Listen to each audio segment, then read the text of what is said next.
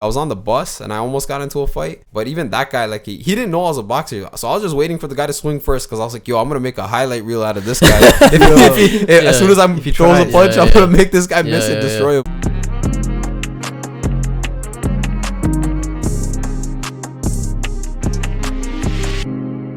All right, thank you guys for tuning in for another episode of Wealth is Possible. On today's show, we're talking about how to become a professional boxer with our guest, Mathusan. Mathusan began his amateur boxing career at the age of 16. Since then, he's gone on to have an 80-plus fight amateur boxing career while completing his degree in finance from the University of Toronto. Mathusan recently won his third professional fight in Halifax and is now 3-0 in his professional career. So yeah, bro, welcome on. Thanks for coming on, bro. Thanks for having me, guys. For sure.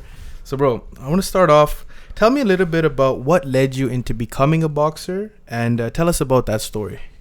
Definitely. Yeah. So I think the first thing that triggered me to the sport of boxing itself was actually an anime, Like the cartoon. like a cartoon. Oh man. shit. Okay. So I always watched like animes growing up. I watched like Naruto, all the big ones everyone knows. This anime, it's the oldest running manga of all time. It's still on running to this day. Yeah. Like Naruto. It's like, no, the one that made me start boxing. It's a boxing manga. What is it called? It's called Hajime no Ippo. Okay. shit. I'm assuming this is probably only in like Japanese, right? Yeah, they do translate it, Yeah. and like I still read the manga to this day, but Okay. but the TV show is what made me start boxing when I was 16. You know, you recommend animes to your friends, like Yeah. watch this one, you watch that one, you know. Yeah, So my cousin recommended me a boxing anime called Hajime no Ippo, which is this one. Okay. I watched the first episode. I fell in love like instantly. I was like, yo, this, because it's a real underdog story. It's like a kid who was bullied his whole like life. One of his fathers passed away, and then he took up boxing, and he ended up being like really good at it. So then I don't know, it just stuck with me. And he was like a hard worker. That's what made him like above everybody else. It's not like his talent. It's not like he wasn't the biggest or the strongest. He was just the hardest worker. Exactly. Okay. So he just worked extremely hard, and he just fought his way in boxing. And then he was like a high school student, and I was a high school student at the time, and I was like, yo, I can relate to this. I was like, yo, you know what, I want to try this boxing thing, right? Sick. I called all the local boxing gyms, and I was trying to figure out which one to go to.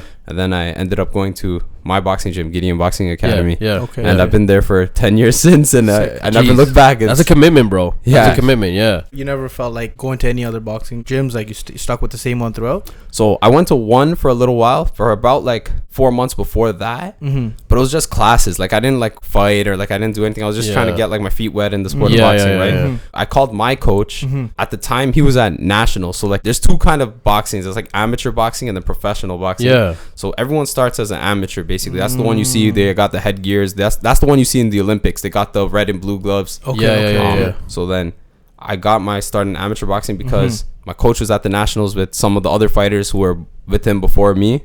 And they were at the national tournament. So that when you get to the national tournaments, that means you fight the best of Canada, right? Oh shit. Okay. Yeah. So Wow. he had like some of the fighters he had like the link for that, or like what was it like? No, his like basically the fighters that he took to nationals that year were the best in the weight class. That time, over there, right? Yeah. So then they were fighting in the nationals, and he told me like come on Tuesday, right? Like start on Tuesday. At the time, he didn't have his own place, right? So it wasn't the gym that I go to right now. At that time, he was taking different fighters like from Scarborough, like because we all lived in Scarborough. Yeah. And then he'd take us and he'd drive us to a different gym. The first like year of my boxing career, every day was at a different gym. Like I'd be at Atlas. Shit. So Monday I'd be Atlas gym. Tuesday I'd be at this gym. Wednesday I'd be at another gym. Okay. But it was always under my coach. But like we would just go to different spots to train every day. Why was that? Like, was there like a specific reason for that? My coach just didn't have his own spot. Like, he didn't have his own boxing gym. He didn't have his own space. So he just like kind of like rented spaces out. Does he have one now, or? Yeah, now we're at Kennedy in Progress, Gideon Boxing Academy. Oh shit! Okay, right there. So what made you pick that specific coach? Was there a reason? Was it random, or? I knew he was the right coach because he was telling the things you want to hear from a good coach. They would tell you like, if a coach tells you like you're just gonna be strong, you're gonna run in, punch as hard as you can, fire that guy. You want a coach who's gonna teach you how to fight, how to think in a fight, how to throw your punches correctly, things of that, like being more technical with it. Mindset and stuff too, right? Like exactly. I know, so a lot of fighters are good, but they don't know how to think in the ring, because you can't be too emotional. If you let your emotions get the better of you, it's not gonna help you in the ring. You got to be like calculated. Okay. So that's why I stuck with my coach. He has an approach which is defense oriented and it's calculative. But not to say that we don't hurt people. We still go in to hurt people. But he understands like the first priority as him as a coach is to bring me back to my family in one with good faculties. You know. Yeah. That's sick. So at that point, like, how many years experience did he have? At that time when I met him, he might have had like 15 years. Like so because my coach before he was a coach he was a boxer too. That's another thing you want to see in a coach, that you want them to have like their own stripes and shit too, right? So my coach had like 30-40 amateur fights, and he turned professional too. But the thing is with professionals is like, if you're not the marketed fighter or you're not the guy put on the A side, you're gonna like lose fights that you should have won. Things like that will happen to you. So he was like mismanaged in his career. It's kind of like political and all that too. Yeah, right? It's like all that type of stuff. But anybody who knows my coach as a fighter, they're like, yo, your coach used to be a bad man. Yo, he used to like piece people up and stuff. And I would be like, yo, I could imagine, because when I'm in the gym, when I first started, he was sparring us at the time, right? He would just Michael Jordan us, like, really? Yeah. And then like I would see other pro fighters come from like other gyms to spar my coach, and he was my coach at the time. He wasn't even like training twice a day and stuff. He just schools them. He schools them one time. And these are like pro fighters training twice a day. Jeez. And my coach is just a coach. He just coaches us kids. And I just see him like on the regular, just schooling people. So. At that point, you're like, yo, this is the guy, right? Like, you're happy to be with him. You knew he's gonna take you places, right? Yeah. And especially like the commitment, like, yo, he's never even met me before, and he's willing to like drive me to a different gym day by day, because he saw the potential, and you know, he's willing to take the chance on a kid at that time. Wow. I want to rewind a little bit. So was there a specific reason why your cousin recommended that anime show to you? Like, yo, that's mad random. That's why. Yo, that show is so inspirational. It's crazy. I know, like some friends of mine like don't have jobs, finished high school. I'm like, yo, watch this anime. Yo, they flew out to like different countries and got jobs, and came back and got experience. Like they got them off their. And it's not even just for boxing. It just inspires just generally. Yeah. Okay. That's what I mean. Yeah. Okay. But you felt description too. What? That name of the anime, you know? Yeah. But you saw it and like you're like, yo, I want to fucking fight.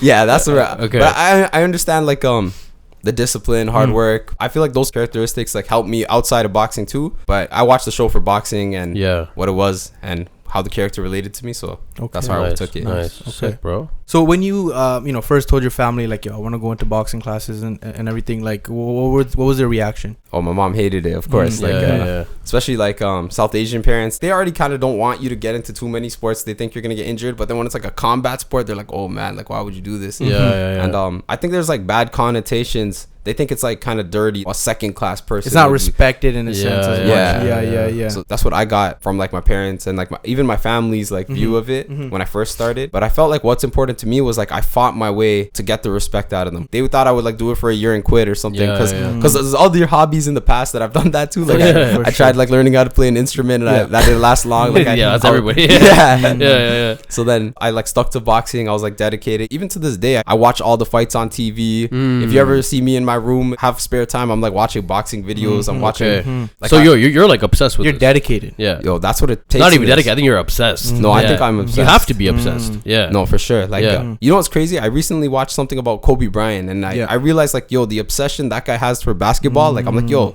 I kind of have the same thing in boxing. Yeah. So like I remember, I know like Kobe and shit. Like he liked the smell of the basketball and like like all this weird shit about the basketball. Like, not even like the game itself, right? Like, are you similar to that? Like, do you like the smell of the gloves and shit? Man, like, if you walk into my room, you will hate the smell of my room. Like it just smells like sweat. It just smells like pure boxing equipment. It smells like a plastic and all that. It smells like dirty gloves. Like shit. But like that's the environment. That's what it takes, right? Yeah. That's a fighter's room, you know. Exactly. That's how I feel it. Like I'm proud of it. Like this is what I'm like. That's your identity. Yeah.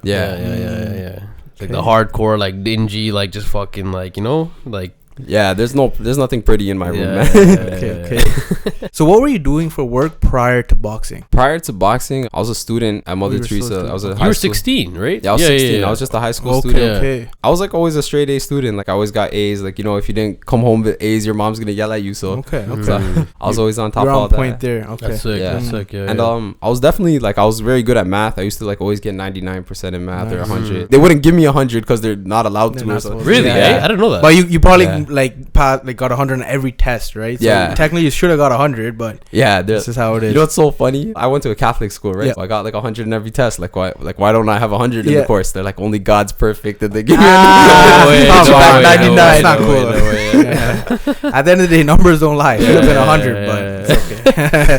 They'll watch this and yeah. You started when you're 16, and then like obviously like you go to uni and all that stuff too, and like bro, uni itself, like you went to University of Toronto. Like what were you taking at University of Toronto again? I was doing finance. I started in comp sci. Yeah. But I won't lie, I was like, man, comp sci and boxing is tough to juggle. Yeah, I couldn't yeah, juggle yeah. both of these at the same time, and I was like, you know what, man, I'm gonna risk it on myself. Like Yeah. I'd Yeah. rather. I don't want to box. drop the boxing. Yeah, so. yeah. I'll still step into finance, but then people are telling me like, yo, finance is hard too. But I don't know, I juggled both. Yeah, bro, that's Okay. crazy because and you're probably working there. Were you working as well? Yo, at one point, I was in school full time. I was boxing every day, like training 6 days a week, and I worked Jeez. at McDonald's 3 days a week. So I worked like Friday, Savage. Saturday, Sunday, That's savage. Jeez. and That's savage. those days were rough, man. But But But- it made you who you are today, right? exactly, Yeah. the only reason I went to work at McDonald's is because my mom wouldn't pay for my boxing, my monthly Yeah. fees and to get the gloves and stuff. So I was like, yo, like I gotta get enough money to go to the gym at least and pay for my bus fare to get there and do that. So I At made it that work. point when you were in school, like, were you thinking, okay, like I'm only doing school just for now, so my parents can get off my ass, and like you knew that you wanted to go into boxing, or did you think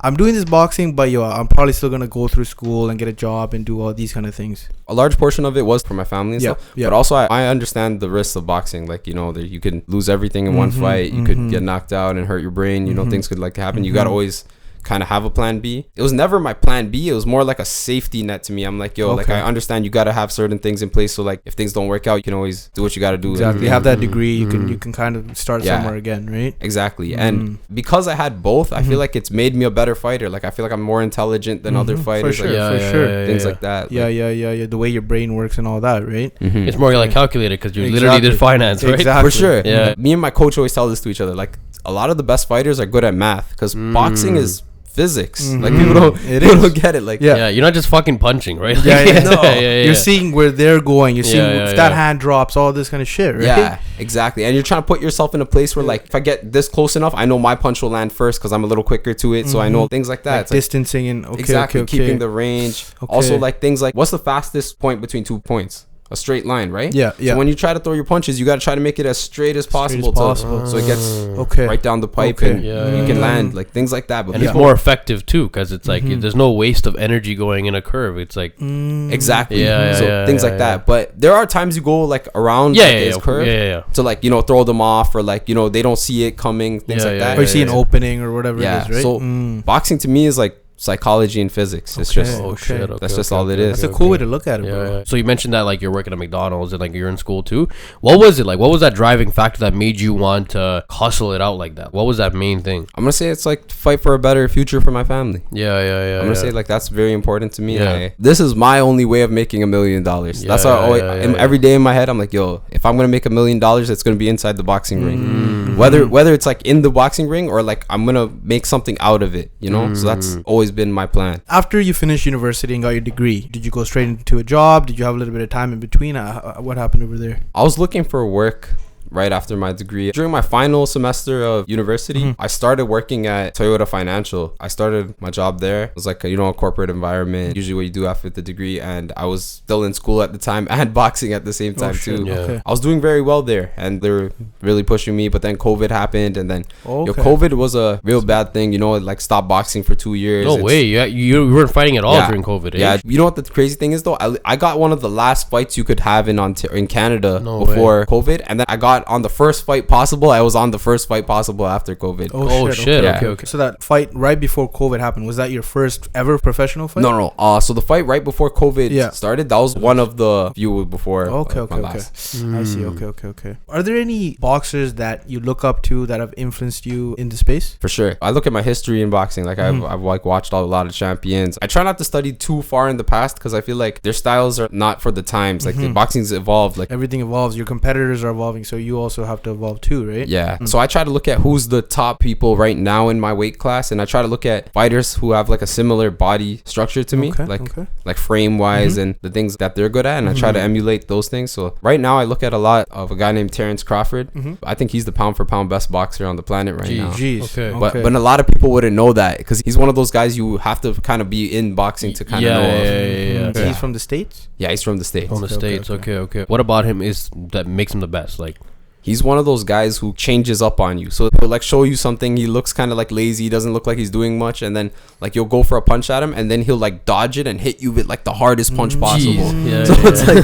It's like the change up of timing and speed and power. It's that's why you confuse people. Yeah. It's all part of strategy too, right? Exactly. Okay. Do you incorporate any of that into your own fights? Yeah, like a lot of the things he does, I try to emulate. I try to incorporate in my sparring and in fights. And another thing I look at what he does in certain situations. Like if the guy's always pressing him, like what does he do to like deter them, to like stop them from doing that? And then what does he do to like get back on the offense? Exactly. Like the momentum changes. That's what he's great at. Like he's great at like shutting down momentum of like a guy coming at him, and then he goes from like outboxing them to like knocking them out or like hurting them, you know? So that's what I love about the mastery of it. When you see Floyd Mayweather fight, he's just like defensive and he just like outpoints them. He gets them with some sharp punches too, but Terrence Crawford I feel like takes it to another level. He'll go from like outboxing them to like completely destroying them. And that's the mastery I try to get. So what's his record? I think he's like 38-0. 38. Oh shit! Okay. Like imagine going to fight someone who's 38. You know what I mean? Like, that's fucked. There's a mega fight in the weight class he's in. So there's another guy named Errol Spence who's also like a extremely skilled boxer. Another boxer I watch. And these two guys are in the same weight classes. One guy's like 38-0 and the other guy's like 35-0. And I hope they really fight this year. Sooner or later, right? That's like one of those mega fights. But the thing is, it's like I feel like it's a slept on mega fight because not everybody understands the level of skill that these two guys have. Like these guys are arguably the two best on the planet about to fight each other. But because they don't make like the noise like in the show business and stuff, like nobody knows about it, right? Exactly. And that's the part I don't like about boxing. Like if everything was just boxing and you fight, and I would love that, but then it's like for the show too, right? Yeah, it's like marketing, the views and all that kind of stuff, the money behind it. You talk shit and stuff. You got to be a good shit talker to like reel people in and stuff. Like it's like what Conor McGregor and stuff does, right? Exactly. He's not a boxer, but you got to be like a showbiz kind of guy, right? You got to put on a show for the people. I guess that's what the producers or whatever want to see, right? Yeah, because a lot of the like sometimes I watch fights on TV and I'm like, how the hell did this guy get on TV? Like I feel like I'm way better than this guy. Like if this guy's on TV, I should be on TV. But it's not like that. It's like tickets you sell. It's like marketability. So does your coach teach you all these kind of things too? See, that's why my coach is even better. That's why it's so good to have the coach I had. He was mismanaged in his career, so he understands the difference. Like you got to do these things, you got to do this. This is how you become the full package. You like, you know, I feel like my skills are there and they're still improving too, but you got to also have the other side of things that, you know, to get to like the finish marketing line. The business side and all that stuff, right? Like is that the what you're talking about? And everything too, right? To me, that I feel like that's the tougher side. I feel like fighting and stuff is fun to me. And training, I love training, but then that stuff is the stuff I don't like doing, or like I don't enjoy doing as much, but it's a necessary evil, you know. I know your coach, he has the skills in terms of the boxing side, but are you confident about his abilities on the other end of things, like the whole marketing and the business side? I'm 100% confident. Nice. Okay. So he knows what he's doing. He knows exactly what he's doing. Okay, sick. Okay. Do you play chess? I do play a little bit of chess. I'm a board game guy. I play some board games. I play chess, checkers, but I'm not like great or anything. But I'll like go on chess.com and I'll be like, yo, you know how like they tell you the elo levels of the bots? They'll be like, this bot's 300 elo. This bot's So I'll try to go down the thing, and I got to like 800. Okay. I beat the 8. Well, that's good. I don't know. I don't know anything. 800 sound like a big number, so I was like, oh shit. I don't think 800 is a big number. Okay. What does it start at? It starts at 0, like 0, 100, 100, 200. Oh, it goes by hundreds. Okay. I thought it goes by ones. I'm like, okay, that's fucked. That's pretty So I got to the 800. I don't know where that stands. That's probably not up there, but it's probably a low intermediate or something. I feel like he asked that because of Andrew Tate, right? No, not even Andrew Tate, but I guess now that it applies to it. But the reason why I asked that is because like I you seem like a very calculated kind of guy, and like, you know, like even that other fighter that you mentioned that plays around with the opponent, right? That's very like chess like too. You got to think outside the box in order to defeat the other person, right? I can see that in chess, because in chess you might do a move just to see their reaction. You'll be like, oh, this guy's a big risk taker. Like, I'm gonna make him pay for that by like making him take a risk he shouldn't have taken. Yes, you know, yes, things like that. yes, I do that in boxing. I'll like throw a punch, like a throwaway punch. I'm like, yeah, see what this guy does for this. Do you like study your opponents and shit like before the fights and stuff, or like? No, I never do that because if you watch a film of somebody, they could change up or like they could prepare for you. Like, so you don't want to go in like mental. Okay. You don't want to train for the last fight that the guy had, and then the guy has like a whole different like fucking strategy when it comes to you, right? Exactly. Yeah. Okay. So I take it at the time, but I'll look at it just to see like, oh, does he throw like technical punches? Is he like southpaw or orthodox? So like, does he fight right hand forward or left hand forward? So look at things like that. Okay. But I don't take it like too far. Like, oh, if he throws this punch, I'm gonna dodge it. Nah. What's his main Yeah, strategy? yeah. You don't really look at all that kind of stuff, right? Okay. No, I don't. Like, I'll just see if they're aggressive or like, even if they are aggressive, like they might not be aggressive on fight night, but I'll be like kind of like, oh, I'll be like ready for it. Like, oh, this guy might be aggressive. So What's on your mind and stuff like before these fights? Like, are you like, I'm gonna get in here, I'm gonna fuck this guy up, or like, what's a thought process? Yeah, what's that thought process? Yeah. I try to build myself up. Like I try not to focus too much on the other guy. Yeah. I just focus like, I just got to destroy the other guy. That's my job, right? So I just train to be able to destroy anybody. Yeah. So that I don't even try to look for a particular person. Like I just because I know I'm fighting this guy doesn't mean I'm trained to destroy him particularly. Because I feel like if you're ready for like everybody, then you'll be ready for the guy you fight on fight night. You know. You don't gotta. That's true. Okay. It's not about that one single person, right? Yeah. You gotta be ready. You for just gotta be the champ. Anybody, any type of style. Yeah. You just gotta be ready for anybody. Yeah. Ready for anything. Okay. What kind of advice and like things does your coach tell you to prepare? During sparring, he'll give me like things to work on. Like he'll like, you know, we'll like hit pads and he'll tell me like, yo, you got to work on fixing this punch, or when you're in this situation, try to sit on the punch and like try to really dig them, or like things like that. He'll tell me. I'm not at the point where like they're like telling me like to stay in shape and get more in shape or anything like that. Like I know that on my own accord. Like I know when I'm in shape or not in shape and stuff like that. Okay. It's more like strategy. Me and my coach, it's always like strategy. There's levels to it, right? Yeah. Okay. So what are the biggest differences between amateur boxing and professional boxing? And at what point do you kind of make that change, and how does all that work? Yeah, just show us the whole process. We know nothing about boxing. That's why.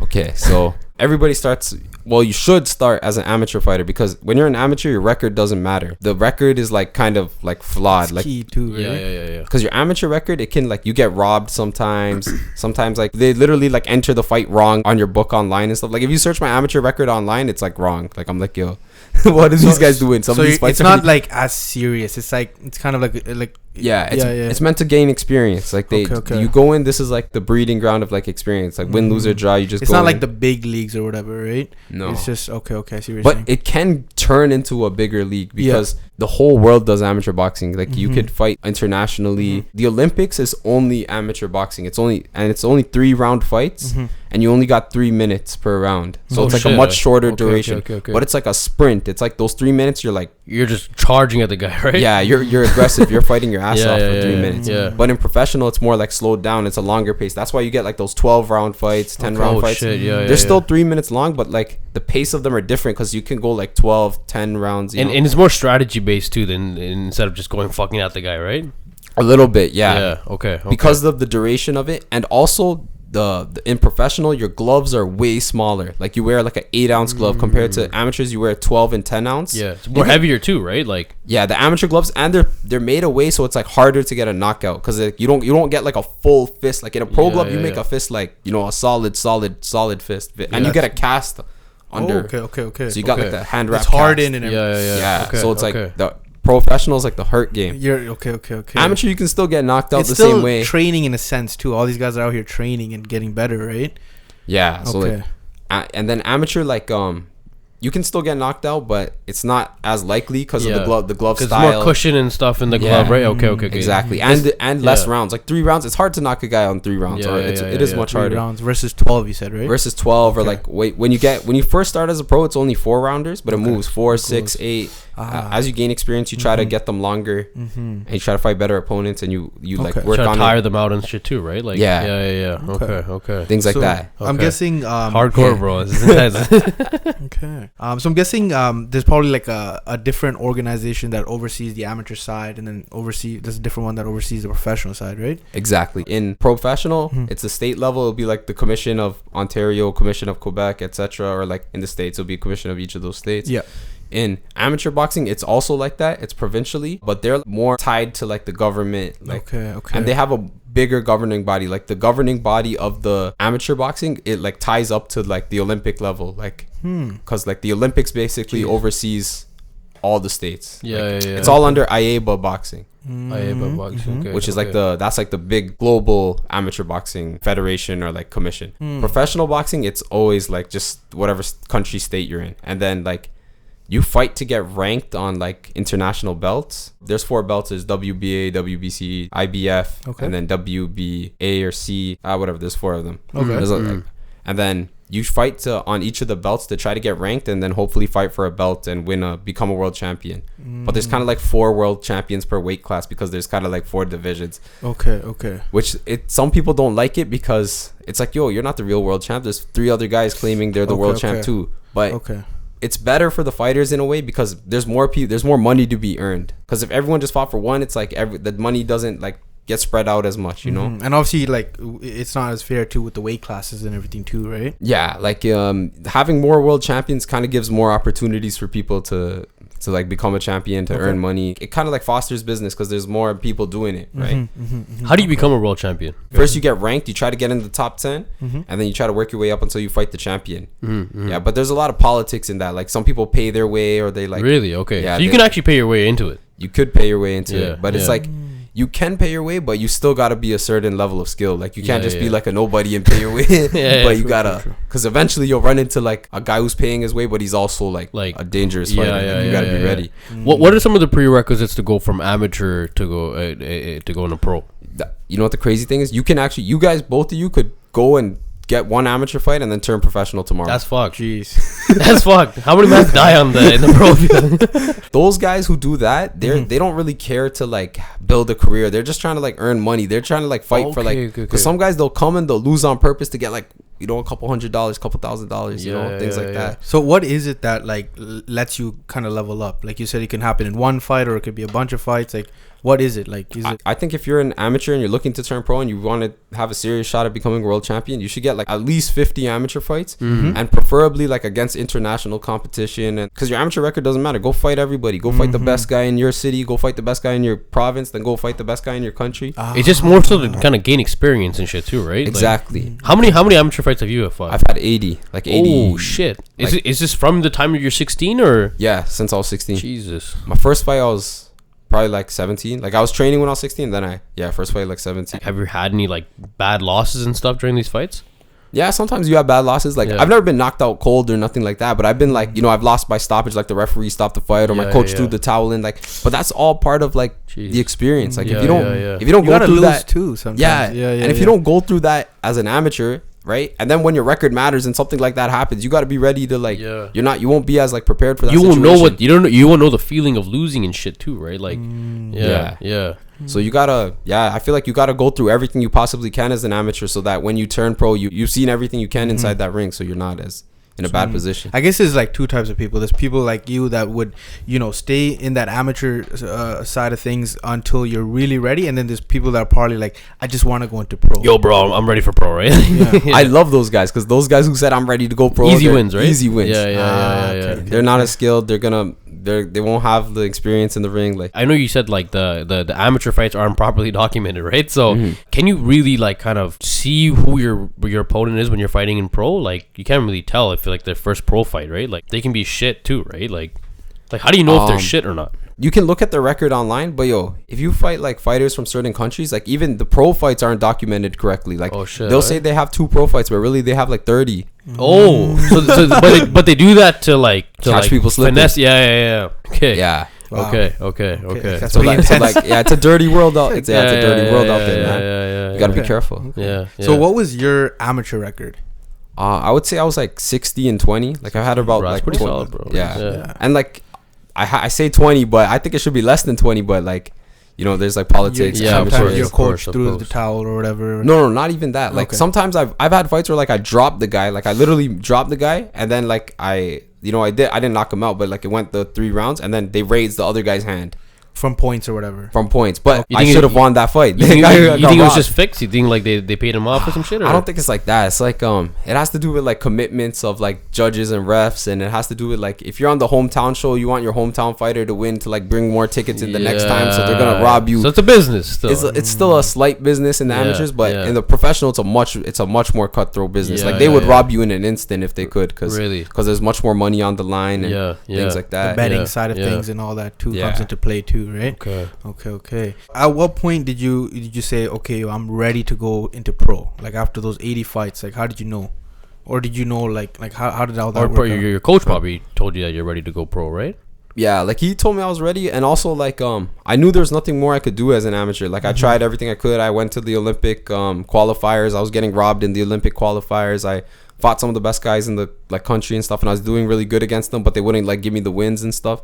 So then I was like, yo man, like I got the experience I could. I think I'll see people in the pros now, and I feel like in the pros I have a much better style, because defense matters more, because when it's only a 3-round fight, your defense doesn't show. They kind of like the more aggressive guys might win the fight. But in professional, when it gets longer and the gloves are smaller, defense matters so much more, because when you get hit with those small gloves, it's not the same, man. And then every point counts too, right? Yeah, like when you really sink a punch with the small gloves on, trust me, they don't want to feel it. Like, but when the amateur glove on, you might have went on and like been okay in that round. Brush it off, but the other ones, like like it'll sting, right? The truth, the pro gloves are the truth, you know. Yeah. So did you have any knockout fights, like whether it was in your amateur or pro at all, or?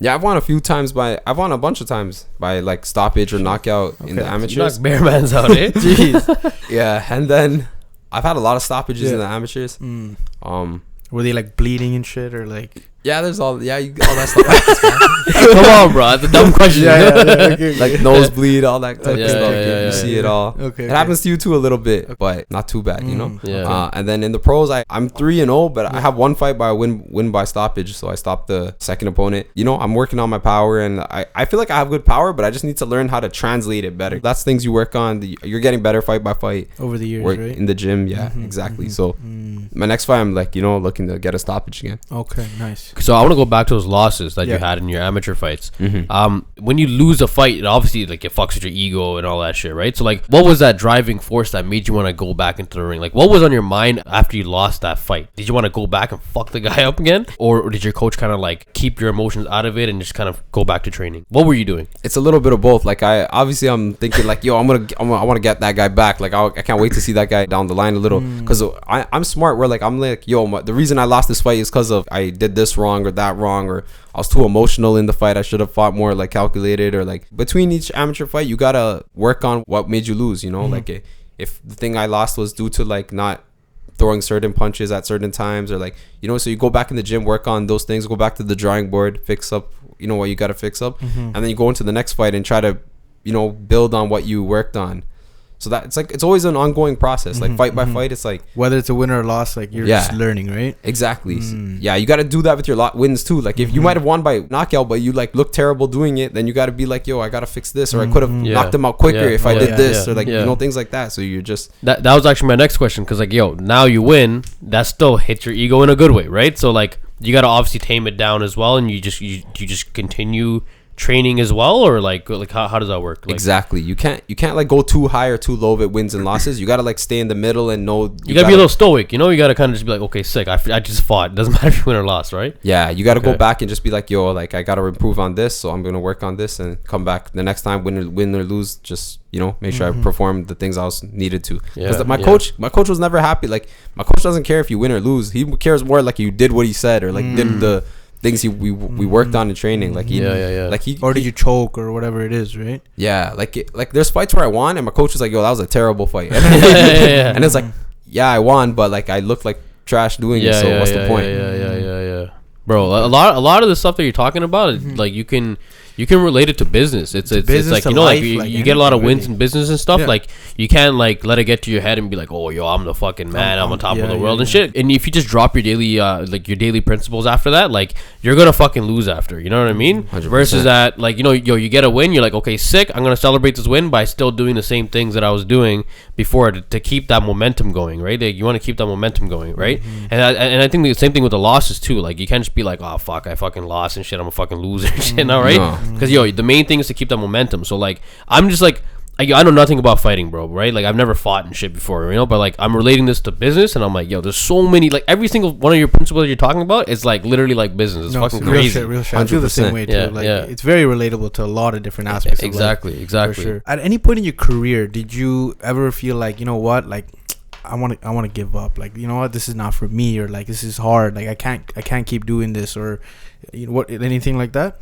That's normal, man. Like that's gonna happen to you, especially in like I've had a 10-year career. I'm sure that's happened to me like twice or thrice. But at the end of the day, I always went back to it because this is all I know how to do, man. This is what you love. This is what I like invested so much time in, and you still got your finance degree though. Yeah. Nah, screw that. I didn't even show up to get the graduation photo. Really? Like, I really didn't care. Like she should have done like one of these and shit. I was thinking about that, taking the photo and having some gloves on and stuff, but I was like, that's too corny, man. I'm just gonna take this and walk away and just continue with boxing. Like, In the beginning of your career, when you were, still an amateur, what was your typical day like in terms of training, your diet, your sleep schedule, like all that stuff? Like right now, or like closer to the beginning, the amateur. Beginning, man. Beginning, I did not watch my nutrition. I just ate whatever. Like mutton rolls and shit. Like I was eating, like all the and shit. All that Tamil food that's not good for boxing. I was eating, but I would train hard. I would train my ass off. Like I would still train, but I just didn't fuel myself right, and I was doing like some things wrong. I did my research now when I talk to professionals who like do weight cuts and stuff. But back then I was doing like the weight cuts all the wrong way. I was just trying to sweat as much as I could, and I would not eat like fruits and stuff. Like I wouldn't eat like good foods. Like I would eat like straight Popeyes and then try to lose weight for my next fight, and then fight the guy and win somehow. But I was thinking, bro, when you're younger, you could literally eat shit, bro, and like your body's just like just booming, Like as you get older, like obviously every single thing that counts and shit, right? That's true. Yeah, and when you're so young, you put a lot of wear and tear on your body, and then you don't really like pay for it until later. Because when I was younger, like I never stretched, I never did like the rehab exercises, and you build like bad habits where you don't do those things because you just walk in, work out, and run out, and you just but now you gotta like warm up, and warming up and stuff and cooling down actually helps your workout, so 100%. You actually do workout like more effectively, you perform better, and you reduce your chances of injury too. Exactly. So like now I'm smarter and I do all those things, but back then I was just gung-ho about it. Okay. Do you do these things on your own time, or do you train with your coach like for like the recovery stuff and then the pre stuff, like, or is it like all on your own? Most of the recovery stuff I do on my own. Like my coach doesn't like bring me through it. Like he puts me through like the workout or like what we're gonna work on that day, where you warm up and roll things and do all that kind of stuff. Like that type of work I gotta do on my own. I gotta show up like 20 minutes before. Like if he tells me like we're gonna start training at 1, I know I gotta get to the gym at like 12:30 to like warm up to be ready for 1, and then do the stuff with him for like an hour, and then from like 2 to 2:15 or 2:20 I gotta like do the cool down stuff. So like you gotta map out your workouts, and you gotta spend the time. I have you on Instagram, so like I see that you have like other guys and stuff that like are part of your rehab, right? Like is that rehab as in like not like fucking drug rehab guys, like the fucking like your muscle rehab and stuff, right? Did your coach kind of recommend these guys, or are these guys that just kind of reached out to you, or like are you reaching out to these guys that like help recover your muscles? Like I don't know if you have like a chiropractor or some sort of it seems like you have like a lot of conditional work that you're doing. Are these guys reaching out to you, or like was your coach recommending these guys, or like you just kind of do your own research and you find these guys?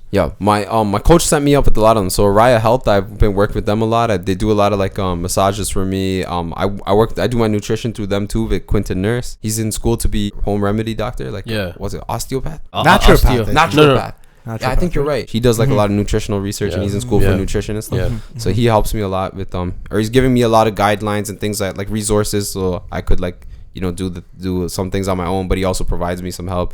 I also work with the strength and conditioning coach that me and another boxer friend of mine, Mathusan, he's also another boxer, and he reached out to her, and she's like a very high level athlete when she was in university, and then now she's in school to be a chiropractor. But she's very knowledgeable in like strength and conditioning and sprinting, because she was in sprinting.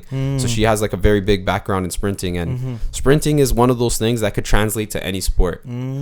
So being a good sprinter means you would be a good puncher or good jumper. Like you can't just be a good sprinter and not, it's indirectly related almost, right? It teaches you a lot of the things that you can transfer over. Exactly. It teaches you how to be explosive. So then I've been working a lot on that, and I've noticed a big difference since I started working with her. So I guess that's like just in a normal gym, right? Like with weights and all that, or? So we work outside. We do a lot of the running outside. Yeah, I do a lot of stuff outside because outside is the way to do it, because the terrain outside, the humidity, like if you can take the elements outside and then you gotta go in a boxing ring, it's like, yo, it's like freaking AC in this place. That's true. Okay, and even the terrain, like if you're on like hard terrain, you can train on hard terrain, and then you go on a boxing mat, like yo, it translates nicely. It prepares you well. Yeah. Okay. Those are like the worst possible conditions versus like the best possible conditions, right? Exactly. Yeah. It's also like that's why people do things like they go to like those high altitudes to train, and then they come back down to low altitude. It's like it's like a smaller version of that. And all that. Yeah, that's like the that's like the crazy way to do it. But that's like You see yourself doing that in the future? I see myself doing that. Like I've done. There's like things like They have the masks too. They have the high altitude. Masks exactly. That's what I was about to say. You don't even have to go out there anymore. They got like built-in domes where they like just section off a room, and they like bring down the oxygen levels and stuff. Wow, that's in Toronto and everything too. Yeah, that's in Toronto and stuff. Okay. Yeah. Okay. All these places that we don't even know about. Exactly, You probably drive by it, like Literally. This guy's like Kennedy in progress, bro. I drive by Kennedy in progress, like 5 times a day. This guy's in there training. This guy's in there like just fucking man's up and shit. I'm like trying to buy McDonald's. And shit, Oh man. yeah. Okay, bro. So, at what point did you get on top of your nutrition and your sleep throughout your career and really change all that up? Before I made the transition to professional, so I made my professional debut March 26th of this year. A couple amateur fights before that. Congratulations, by the way. Thank you. Yeah. Thank you so much, man. Yeah. My guy. Yeah. I got it. I can't. You can't just not dab him out right exactly. now. Yeah. No, that's amazing though, bro. Good job. But yeah, continue. My bad. Yeah. So a couple amateur fights leading up to that. And so like I had the map like, yo, we're gonna turn pro this year. So like in December, November of the year last year, I was like, yo, we're gonna turn pro this year. So like let's start changing stuff. Like so my last couple amateur fights, I like switched my nutrition. I started working with the strength and conditioning coach. Like I made all the changes, and then like my last couple amateur fights, I was like winning by knockout. I was winning by I was like stopping people. I was like putting hurtings on people, and then I was like, yeah, this is great, and like all this like stuff. In works. your head, you're like already like, yo, I'm going pro. Like this is me. Like this is soft and shit. You're an amateur and shit, right? Yeah. But I was using it kind of like these are the tests to turn pro, or like this is like how I'm gonna transition. I'm gonna take a few fights and then I'm gonna like go right into the pro, because then like you just got in the ring, you just fought as an amateur a couple times, so you can jump into the pro debut and still be sharp, like you just fought a couple of weeks ago. So like so you go right into it. So you lined it up really nice. Yeah. Okay. So I made the transition. I felt like my transition was very good, but my pro debut was very tough, man. Like because I fought in Mexico, so I flew out to Mexico City, and you have to realize like the Mexico City at that time in March, like here it's like cold, it's like negative like 15 and stuff. When you get to Mexico City, it's 35 degrees out there. Jeez, yeah. So like that change in temperature, plus Mexico City's on an elevation. Yo, it's like on a mountain, Mexico City, right? Yeah. So you're in a whole different condition right now. Like when you're out there, like my pro fight was hard. It was tough. Really? It was tough stuff, man. Like being able to switch into those conditions. And those guys are obviously they're used to that shit, right? Yeah, they're used to that. He's chilling. Yeah. That's their backyard. Like that's like their home. They're like they're fighting. They're like the hometown fighter. Yeah. So yeah. So you probably weren't expecting that difficulty. No, I was expecting. I would say I performed well. Like like it's a big challenge, but you gotta get in there and do it. So and you won, obviously, right? And I won. Yeah. I know we just touched upon like your nutrition and stuff like that. Tell us a little bit about your diet and what you follow right now. Yeah. Are you on roids? No, yo, you'd be surprised. You might be. A lot of fighters are on roids, man, because they don't, especially at this level of amateur and professional boxing. Like, especially when you first start as a professional, there's not millions of dollars on the line, right? So there's no money for drug testing. So all these guys, a lot of guys are on it. You would be surprised. A lot of guys have told me they're on it, and I was like, damn. Have you been offered and like? Of course, right? I haven't been offered it. I'm not in those places, Like I don't even put myself in the situation to be offered, but I'm definitely. Because in the future they could probably still track it, like trace it out, trace it in you, right? Like in the future, right? Like if you take it now. I think it goes out of your system after what, like a couple of weeks, probably. Right? It depends how they test you. I think like they got new testing procedures where they do it through your hair, and that's like longer, like 12 months and like 6 months and stuff. Okay. And then like if it's like the piss test, a couple months and you're good. Like 2 months and you're good. So. Are there any like obvious benefits to taking roids as a boxer? Like what are the benefits or not benefits or most boxers don't do like testosterone to like gain muscle and stuff, because most boxers do like weight loss kind of steroids. Okay. Like, they'll do like clenbuterol. That's why they pop like Canelo with, and like most boxers get caught with that kind of stuff. So many different types too, right? Yeah, there's like stuff to lose weight, there's stuff to like get stronger, muscle, of course, gain muscle. So it's like okay. Yeah. Oh, it's good to see that you're not on anything. No, never. So what about the diet side of things? Yeah. Also back to the diet. Yeah. I definitely I incorporate a lot of fruits. So I eat a lot of fruits in the morning. I eat things like oatmeal that like keeps you full and it's like good source of energy. Eat a lot of protein. Like you get sick of chicken, man. Like I eat like 180 grams of chicken, 150 grams of chicken. Like is it like bland chicken or like are you like seasoning it and shit? I'll throw salt on it. Like I don't I don't even eat the sauce. Like I don't eat barbecue sauce or nothing like that. Just like straight chicken. There'll be vegetables like I try to eat like a mixture of vegetables. So I eat like broccoli, cauliflower, carrots, spinach. I eat a lot of spinach, things like that. For me right now, I have like a macro goal. And then I also have a micros goal. So I try to get all the vitamins. Like I take a multivitamin. I try to eat like a variety of fruits. And what vitamins are you taking besides the multivitamin? So besides the multivitamin, I take a lot of things that are meant for like because boxing is a very repetitive sport. So you get a lot of joint issues and like bone issues, things like that. So you got to take things like fish oil. Yeah, fish oil is really good. Yeah. Fish oil, and then omega-3s like hemp seeds. I eat hemp seeds. And then I also take glucosamine. So this is one of those ones that help with that type of stuff. And I take a vitamin D. That's the one you get from sun. So sunlight, vitamin D. You got to take that. D3 or whatever. Yeah, right? D3. Yeah. And I take calcium, magnesium. But it's like every day you're on top of it. Yeah, every day. Yeah. And then I've started experimenting with I take a little bit of ashwagandha. I've noticed a big difference. Ashwagandha. It sounds very familiar. I think it's Ayurvedic stuff, right? Yeah, so it's like a herb. Yeah. And it like it has like benefits like reduces stress. It helps like increase testosterone. It's like, these are like is it like a pill that form that you take or is it like a powder? Like what kind of? So ashwagandha, you can buy the powder, but I take a pill, but like it's a little easier. Like it's easier to take track of too, and it's like less time of like Yeah. You quickly pop it and shit, right? Yeah. Okay. So what certain brands do you use, or what like stores do you go to get these vitamins? It's like low key plugs from like underground marketing shit, you know? No, like a lot of this stuff you can just get at Healthy Planet. Okay. Like I said, Healthy Planet. I thought he's gonna be like, yo, it's it's African black market and shit, right? Yeah, even things like Dr. Sebi and CMOS. Yeah. So all that stuff you can get at Healthy Planet now. You don't gotta like go to the. I started going to Healthy Planet recently, to be honest. Yeah, I started going to Healthy Planet recently too. Yeah. No, I get all my my supplements, Walmart, everything. Costco, all that shit, bro. Exactly. I would say to just go to a supplement store, like go to like. Because also when you go to those guys, they have like people on there that like if you tell them like, yo, I want to improve on something, they know what. So they'll give you like new very advice. knowledgeable. They'll be like, oh, like you should look at creatine, you should look at this. Like they'll tell you things for like what trait you're looking to get. Exactly. So I would say go to the supplement store, like not even just for like. Also the prices of things I feel like are a little better too, but they also Healthy Planet is kind of expensive to be honest. Yeah. But at the end of the day, you get what you're paying exactly, for. Exactly. Or you can ask them for what they want and then walk out of the store and buy what you got. Go to those Chinese stores. You do a lot of research online for the actual brands or anything like that, or just kind of go off what these guys are telling you, or I try to stick to like cleaner brands. Like cleaner brands would be a little more expensive. Like you won't necessarily find them at like the big box superstores. Like you won't find them at Walmart. You might only find them at like supplement stores or online. What are some of the cleaner brands? When I was doing my weight cut, I had to take things like glycine, and when you're trying to put water weight back on, there's like certain supplements you take with it, which helps you like hold water. And it like helps you perform better basically. So one of the like for the glycine, I had to take a brand called AOR. It's like a purple bottle. So like I take things from those guys. And then I also like I take protein. So I take it from Diesel protein. Diesel's really good. Diesel's that's really one. Good. That's and they're a Canadian. They are Canadian company. And so big shout outs to Diesel. Those guys make good stuff, man.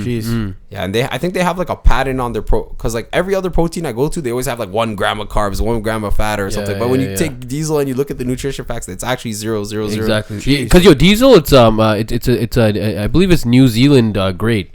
Right, so New Zealand grade, because like I'm the same thing with the proteins. Like I can only take New Zealand shit because like I'm allergic to peanuts, right? So like all the other shit has like peanuts and all this other shit in it, and it makes me more bloated, right? But like the New Zealand grade, it's like I don't get bloated and like I don't fucking die from the peanuts and shit, you know?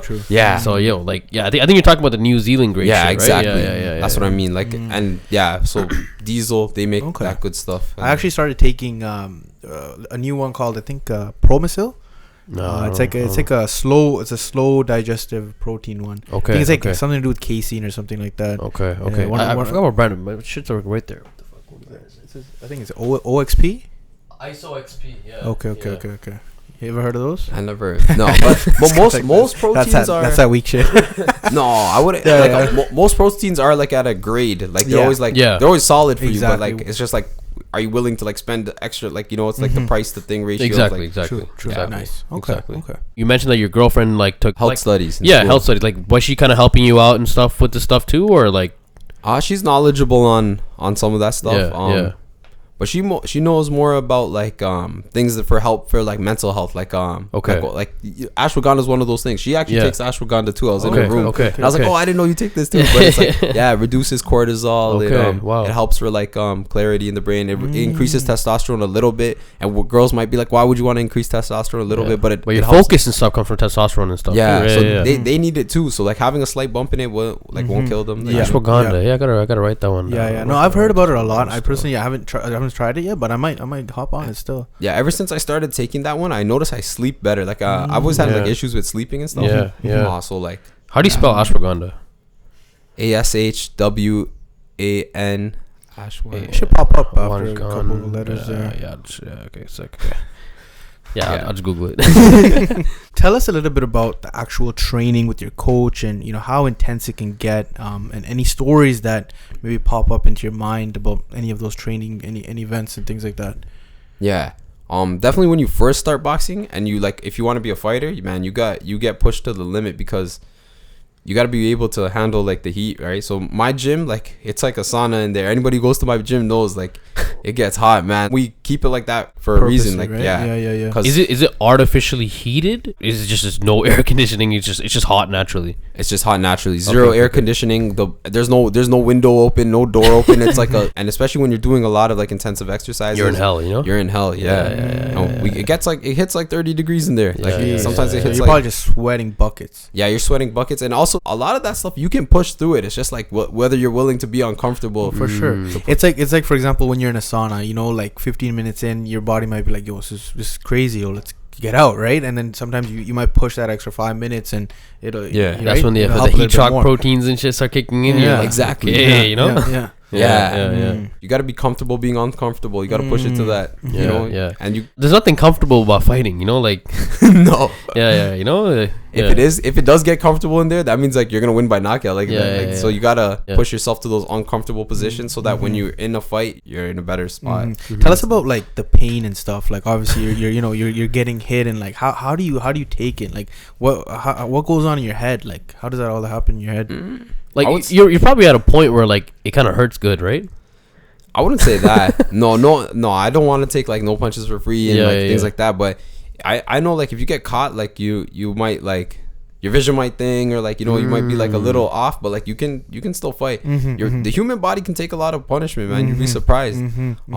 The things that hurt the most aren't like the headshots. The headshots usually aren't too bad. The body shot, man. Like, and especially when you don't see it, so you don't like tense for it, right? If you see a punch, trust me, if anybody who sees the punch, your body will like brace for it. Basically, it's the ones that you don't see, man. Off guard. Yeah, and your body's not clenched, right? So it's probably loose, so it's like more tender. So when it hits, it probably fucks you up, right? Jeez. Yeah, exactly. Yeah. So that's the key of boxing. You got to trick the other person to not seeing the punch. That's how you get knockouts. That's how you hurt them. You give them something, and then you just switch it up on them, and you hit them somewhere like they didn't expect hard. And then they're like, oh, my stomach, and then that's when you like. And then when they're down, you hit the head, right? Yeah, exactly. Like when you hit the body first, so that like they bring their hands down, or they're expecting everything to the body, and it hurts so much they're getting hit there, and then you catch them in the head. Okay. This is sick, bro. Okay. So tell us about like any injuries you've gotten over the years, whether it was from training or an actual fight or anything like that. Yeah, so there's a lot of wear and tear in boxing. So you get like things like knee injuries, or like just because of the way you rotate punches, and you're running to keep your condition up, twisting, things like that. So like little things like that happen. In my pro fights, I've noticed like my knuckles have been getting. It can happen too, right? Because like you're punching as hard as you can, and you got the cast under and stuff. So like I hurt my hand once or twice. Dude, your knuckles are big, bro. Like for your hands, your knuckles are your knuckle to hand ratio is like fuck, That's crazy. Like look at my knuckles. I can't do this with this hand. Oh shit. Because when you're punching, like you mess your thumb up, man. Like sometimes you hit thumb, things like that. Like, my body's never been the same since I started boxing, but it's a good thing. This is like a fighter's body. It is what it is. The battle scars, Exactly. Okay. So no serious injuries. No. Obviously, after a fight, like what is your normal like regimen? Like you're icing yourself, and like is there anything else that you do like after, like you're obviously all bruised up and shit too, right? Like, yeah. So after a fight, you gotta maintain yourself. You gotta like obviously do the stretches. You gotta eat a little more. So after you finish a fight, not like starving yourself, but you're like cutting weight. You're dieting down to get to the weight, and then you fuel back up to fight. And then after the fight, you gotta eat like recovery foods. So you gotta eat like things that are anti-inflammatory and like they'll like sustenance, and you might even increase your calories a lot more than usual because you just got out of a fight, right? So then you gotta like do things to. Do you take turmeric pills at all? Man, we're taboo, man. We eat turmeric all day. Exactly. Turmeric and everything. No, I've heard it's really good with the anti-inflammatory. Yeah, anti-inflammatory. Yeah. I actually take some turmeric pills and shit. Yeah. I don't hit the. I think my mom throws that. Yeah, my mom does. Throws the curries. All the curries have it. The chicken and everything. Okay. A lot of boxing movies that I watch, like I'm like, yo, this is so wrong, bro. Like, they got it all backwards. They're just. It's like everything, right? Like on TV, right? The movies is just for cinema. It's not what really goes on, probably, right? Exactly. What's the reasoning or science behind like dropping your weight down before a fight? Like, why do they do that? So the reason they do that is because they're trying to get a weight advantage on the other fighter for fight night. So basically, like if me and you were supposed to fight and we both had to weigh in at 150, you might diet down to 150, but I might diet down to like 160 and then lose 10 pounds of water before the weigh-in. And then we both weigh in at 150, but you're like your full weight 150, but I lost 10 pounds of water. Then between the weigh-in and the fight night, I'm going to put back the 10 pounds of water back on. So by the time you fight me, I'll actually weigh 160, but you'll weigh 150. So that's, Okay. So that's what they're basically trying to fight for. But the reason why everyone has to do it is because if you do not do it, the other guy is going to do it. So then he might get that weight advantage on you. What does that weight advantage do? So basically, like, boxing is a weight governed sport. So like everything in every blow you take, like you're basically, that guy will have a little more weight on it. He'll have a little more power.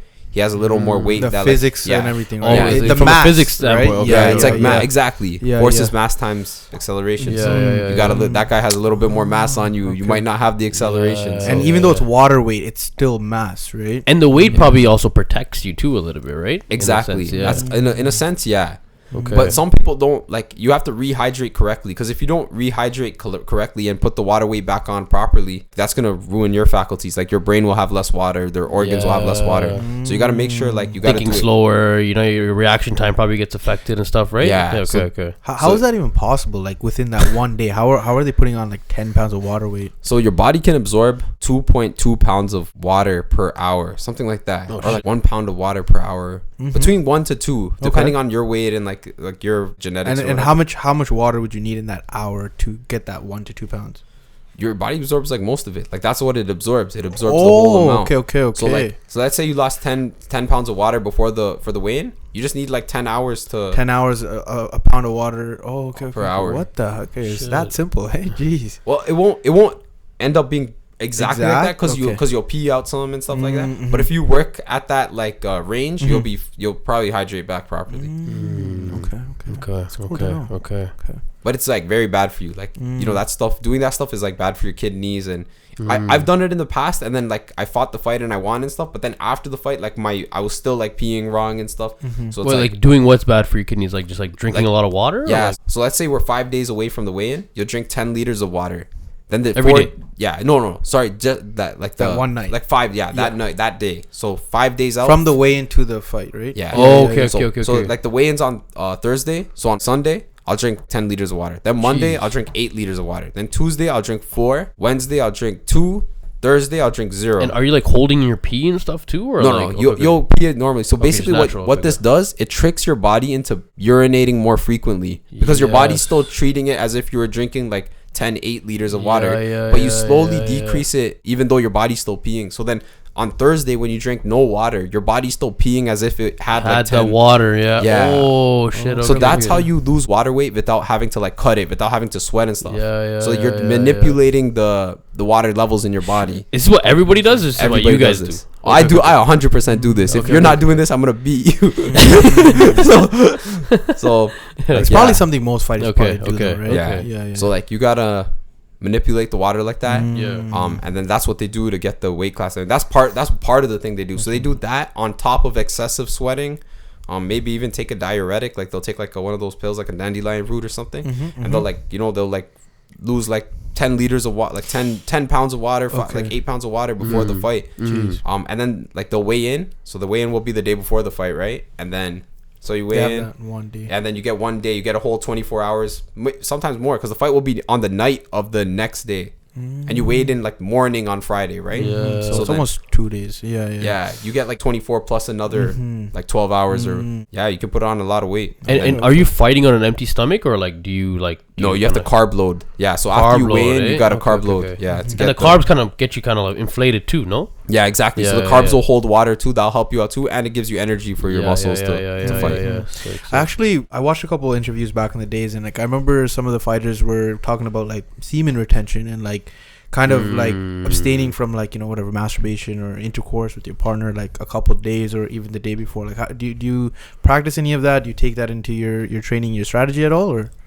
So I believe that to a point, but you obviously wouldn't do that stuff the same day of your fight or the day. I try to stop like 3-4 days out, like but before the fight. So it is something you do like think but about I do it in like a minor level, because I see it more like, let's say you had sex the day before or whatever, your legs are gonna be a thing, or like, you know, and then if you got to fight the next day, what happened to your legs? Like you know, you're expending energy that not through a workout. Yeah. So then you might be like not as strong or like not as for the next day. Do you find that it kind of makes you a little bit more like docile too, right? Like kind of makes you a little bit more like weaker too, right? Like I don't feel like that. I feel like it's more just like you use the energy that you could have been using for the fight. So I don't necessarily feel like it's, for me at least, I know it doesn't affect my mentality. It's just more like I'm like, yo, I could have had this energy for the fight. It's energy. It's still energy. And testosterone. that's a lot of energy too, bro. It's like a big part of your energy too, right? Yeah. So like I just do it like, you know, a couple days before the fight. I won't like do it, but like, but if it's like, you know, some guys like not for months and stuff like that. I think that's like on you. That's like a mentality. It's a personal thing. Everybody's body's different too, right? Okay. For anyone who doesn't know, how much do professional boxers make? How much do amateur boxers actually make? And then we'll go into professional. So amateur boxers, they make zero money. All fights are done for free. The only people who even earn money are like the ones who put on the event, and if they sell enough tickets, they'll like have that as profit. Other than that, like as an amateur, you don't get any money. Unless you're on like a national team, like, and not even all the countries do this. So Canada doesn't do this, but like if you're in some countries and you're on the like national team of the amateur boxing, you might get like a salary. What would that be like around like?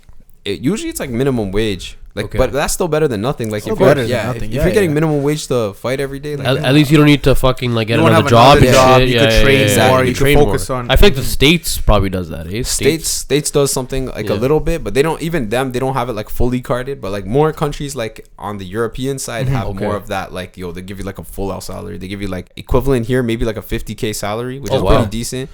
Just be a full-time fighter. Do you find that they have better fighters?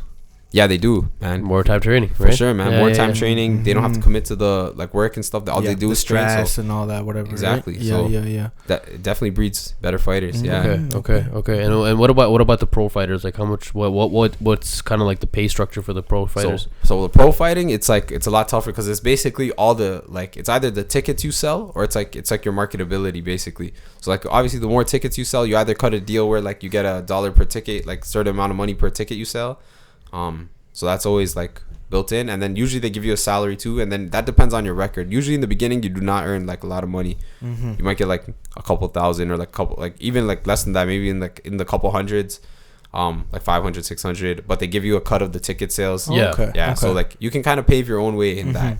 So there's not like crazy money in it until like way down the road, right? Like it's more of like a long-term commitment. It's like especially in the beginning, it's like an investment. So you're like investing, and then you'll eventually like you might get to that point where you land a big fight, and you might both get paid pretty decently, big money, and that's where you see like the fights on TV and everything. So that's what we're all going for. So nice. Is that what is that your goal? Like at the end of the day? Yeah, like, exactly. You want to be like what's your goal in boxing? Like what do you want to accomplish in boxing? My goal is to become a world champion. There's no other way. Okay. So what point are you at? Like I know you were saying there's like the 4 belts. I guess you're at the first level. So what I'm doing right now, so basically in order to get to a higher point in pro boxing, you kind of have to build a record and a fan base. Because that's like everything that happens in pro boxing is based on your reputation basically. So leading up to that, you just gotta become as good as you can. You gotta do everything right, and then focus on a lot of marketability. Build your brand. Build your brand. Get your fans and okay. Yeah, things like that. But that's why sometimes on TV you see the guys who are like big marketable guys. You might recognize the name and stuff, but they're not actually the most skilled boxer. They're not like they actually wouldn't stand a chance against like the actual greatest boxers, but because of their name, because of the things they've done leading up to it, and how they built their brand and stuff, they're actually farther than they should have been in terms of skill level. Which is, to me, it's sad. I'm like, damn, I like see the YouTubers fighting. I'm like, yo, bro, like this guy sucks. Why is there 100,000 people watching this guy? But at the same time, the YouTubers aren't doing a bad thing, because they're bringing more like eyes to the. They are. They're bringing bigger market. So, and it's something you probably want to do as well too, right? Yeah. Would you ever fight a YouTuber? I would love to fight a YouTuber. Fight every YouTuber. Yo, bro, and like, yo, those fights, bro, like, yo, they're getting bags, bro. Like, there's huge bags on those fights, you know? Yeah, they're entertaining too. Like, I don't mind, because sometimes it's funny. Like I saw the Fuzi Tube guy, because like I used to he's fighting right now. He got crushed. Really? He got crushed? Yeah, he got crushed by KSI's little brother. No way. Okay. It's funny because I know these guys from boxing, not from their YouTubes, but I've seen Fuzi Tube a couple times. He does the pranks. Yeah, he does the pranks and stuff. He looks a little different now. Yeah, he's way different. He got shredded now. Yeah, he's deezed. And I was surprised because he looks pretty deezed, and then I saw the guys fighting, and he doesn't look so deezed. What do you think made him lose? He's deezed, but yo, being deezed probably is just it's just a fraction of boxing, right? Yeah, that like being deezed is just part of it. A lot of the guys who see are too muscular. They don't really have the. They don't have the range of motion. They don't have the range of motion. They don't look so fluid doing it, and then like because they tire out, like they're too tense, like things like that. And then like the thing with like bodybuilding too, it's more linear movements too, right? So like they're like, is that part of it too, or? I could see that part of it, because like when you lift a weight, it's not quick, you know, like you're just like extending it. A little stiffer, right? Yeah, it's a little stiffer. You do it a little slower to like thing. Yeah. But when you're throwing punches, it's coming out like it has to be explosive. Yeah. So you can lift weights to be explosive, but I don't think those guys are doing it like that. Like when I lift weights, it's like I don't like I do some things where like I have to build strength in certain muscles for balance and stuff. So I'll do those ones slow, but like most of the majority of exercise I do, I'm lifting that weight like quick, like it's like explosive. Okay. Like if you were to like demonstrate, like how quick would it be, like because for me, like I lift too, right? But like I'm like doing it slow because like it's more for the aesthetic, right? Like how would you do it? Like would it be like a lighter weight and you'd kind of go kind of quick? Like how would it be? Yeah, so I do these things like I do the what you call it, like the chest press. Like I won't put my max or anything. I'll put like 60% of my max. But I'll like go up quick, like and I'll do it like 5 to 7 times. Would you go up quick and then low down you'd come? Oh, going down I'll go a little slower just to like control the weight. Yeah. But not like like going up is always explosive. Yeah. And it also depends what you're working on. Like if you're working on the outside part of the punch, you're gonna come out explosive, and then there are times where you have to work this side explosive, because there's 2 parts to a punch. There's what going out, and then it's coming back. It's coming back to defend yourself. So if you always work on going out quick, then you won't have the retraction. So you gotta work on it separately. So you gotta go quick outside, like going shooting it out, and then you gotta work on. Then you do the opposite. You quick retract it.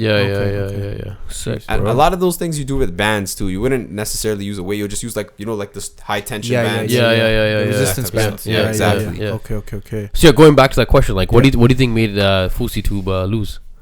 I think he lost because his he's like the muscularity, so he didn't have like the most technical punches. They didn't come out like so thing. Yeah, I think his experience. I swear did he land any good punches and shit, or he landed a couple, but the other guy just had. Yeah, the other guy like kind of ran him over. Also, like the other guy, I think it was a mentality thing too. I think like the other guy just like caught him off guard. The other guy just rushed him kind of a little bit, and was landing punches, and he kind of didn't adjust to the situation. And it's like under the lights and stuff. And also that guy, he has a losing record, but he has like 3 or 4 professional fights. Who? Fuzi Tube? No, the guy Fuzi Tube's lost to. Okay. KSI's brother. KSI's brother. Like KSI's brother's like 0-2 or 0-3. Like he might have lost those fights, but he has the experience of being under the lights 3 times. Because that matters, man. Like you might be 0-3 and fight a guy who's fresh, but the 0-3 matters because you've been there before. So I think that caught Fuzi Tube off guard. But Fuzi Tube's fought a couple times before too, but maybe not on like the same standard, like professional fighting. Because I'm assuming the like I didn't watch the fight, but I'm assuming the fight was probably like fucking bare people watched that fight, right? Yeah, a lot of people watched that millions fight. Probably, right? Yeah, millions of people watched it, and they were watching the weigh-in and they saw Smoothie Tube looking cut. So that, I like it when seeing the muscular guy lose, like seeing Anthony Joshua lose and stuff. I was like, yeah, that's boxing, man. Okay. So what are the different ways boxers get paid, and like how do the business side of things work? A lot of boxers at the beginning of the careers, they have like managers and sponsors who help like pay for like training camps and things like that. Like all those like extra expenses that you incur in the beginning, like to pay your like strength and conditioning coach, pay this, pay that, so like that kind of stuff. So a lot of them have managers who then like take a profit out later when the boxer does fight for like a bigger fight. Okay. So that's how that works in terms of like managers. Then there's promoters, so they put on events. And they're the ones who kind of pay the boxers because they want the boxers to sell tickets, and they're like throw on an event. They'll put on like there's 5 fights, so there's 10 boxers on the card. They'll expect all those people to sell tickets to whoever they can. They'll give them a cut of the tickets, and then they'll keep the profits from the tickets. And, okay. Yeah. And then like obviously like you can just like anything else, you could probably like once you have like that fan base, you can probably add on. You probably get like other sponsorships and shit too, and then like you could probably sell like merch and like other products and stuff on top of that, right? Like that's probably like how a lot of these other guys probably make money too, right? Yeah, they do things like little extra things like that, like merch, and some of them do like do training. Like I do that too. Like I teach classes at my gym. Oh shit! Okay. Yeah. Okay. So, which gym do you go to? I go to Gideon Boxing Academy. Okay. Oh no. Okay. At your gym. I thought you meant like I thought you meant like you train. Like you teach classes at like your commercial gym, like Good Life or whatever, right? Oh no, I was looking into that, but I don't at this time, like it's not. I don't think it's for me, but maybe in the future, maybe. But right now, I only teach classes at my own gym. Yeah, and you probably get more serious guys too, because if you go to Good Life and shit, like everyone's just like they're gonna come there and do boxing for the workout, right? Yeah, but I don't mind doing that because those people are the blood to the gym, you know, like like not everybody has to fight. Like you can come to the boxing gym and train. Some people come and they like train and they spar, but they don't like want to get into a like fight. But they'll come in recreational guys. Pick it up, get those skills. It's like pick up boxing, but it's like pick up sparring. It's and it's fun. Like sometimes I watch it. I'm watching 2 guys spar. Like oh shit, that was pretty sick. Who knows? I might pop in here. You know what I'm saying? Yeah, man. I've actually always wanted to learn how to box. I've actually just started doing jiu-jitsu recently, like literally like last week. I started doing jiu-jitsu, and like the place I go, like you can switch it up. You can do jiu-jitsu. They have wrestling. They have boxing as well, MMA. So like it's like you kind of switch it up. So I'm slowly getting into it, but like I don't know if I want to like compete and shit. Like you know, like I think my head's more at like the other stuff I want to do. But like like I see the benefits. Like obviously I went for fucking 1 week, right? But like I got more into fighting and stuff because of like all the mainstream shit that was happening. And then like that kind of like got me into like this like little like that's how I kind of found you too. I'm like, oh this guy's like an actual fighter. Like I got more respect for the sport too. It's like it's not even like a sport. It's like a lifestyle. You know, like I got more respect for it too because like there's a lot of other things that you can apply those skills and like just the discipline, the discipline and like just so many other things that like just come out of it that you can translate into like, your day-to-day life. So like you know, like I think it's very important. I think every person should know how to fight. No, for sure. It's like a natural thing, you know. I think they should like teach it in schools, like you know, like in gym class you do those curriculums, like you do like basketball curriculums. Exactly. They should like do like a boxing incorporate or like that too for a couple weeks or whatever. Right? Yeah, but I don't think they're gonna incorporate that in schools because our generation's so soft. Now, you know, like they're probably like they probably think it's gonna cause more fights or whatever, right? Actually, I've been seeing a lot more kids in the boxing gym because of those YouTubers, because they were watching those YouTubers and then they're like seeing those guys box and them get into it. And how they get inspired. Yeah, so like when I go to the kids class in my boxing gym, and sometimes I teach that class like if I have to cover for somebody. So I'll see like kids there and I'll ask them like, yo, why'd you start boxing? He's like, oh, I saw like Logan Paul fight. I was like, what? I saw Logan Paul fight Floyd. I was like, what the heck? Yeah, it's a whole new world now, bro, with all these like stars and stuff getting into fighting. I was so confused. Yo, you know Jake Paul, he fought like some actual fighter and he knocked him out. Tyron Woodley. You think that was fixed? No, he got him, man. Like actually? Yeah. You know what the thing is like MMA and boxing are like 2 different sports. And I feel like Jake Paul did the correct things. Like the way he fights is actually very technical. He's actually one of the better. He's like probably the best YouTuber. I'll give it to him. Yeah, I think it's because he has good trainers. He learned well and he actually stuck to it. And he like didn't cheat it. Like he seems like the guy who's in the boxing gym every day for like a year and like actually built proper. He actually like his whole like physique and everything like changed so much ever since he became a fighter, bro. Like he's like. Yeah, no, I noticed that too. Yeah. What about that? I think it was Logan Paul and Floyd. Yeah. Like a lot of people. I remember like there was a big whole thing where that looked like it was a little fixer. Like he let He let the fight go on way longer, and he could have knocked him out earlier. Like, what do you think about all that?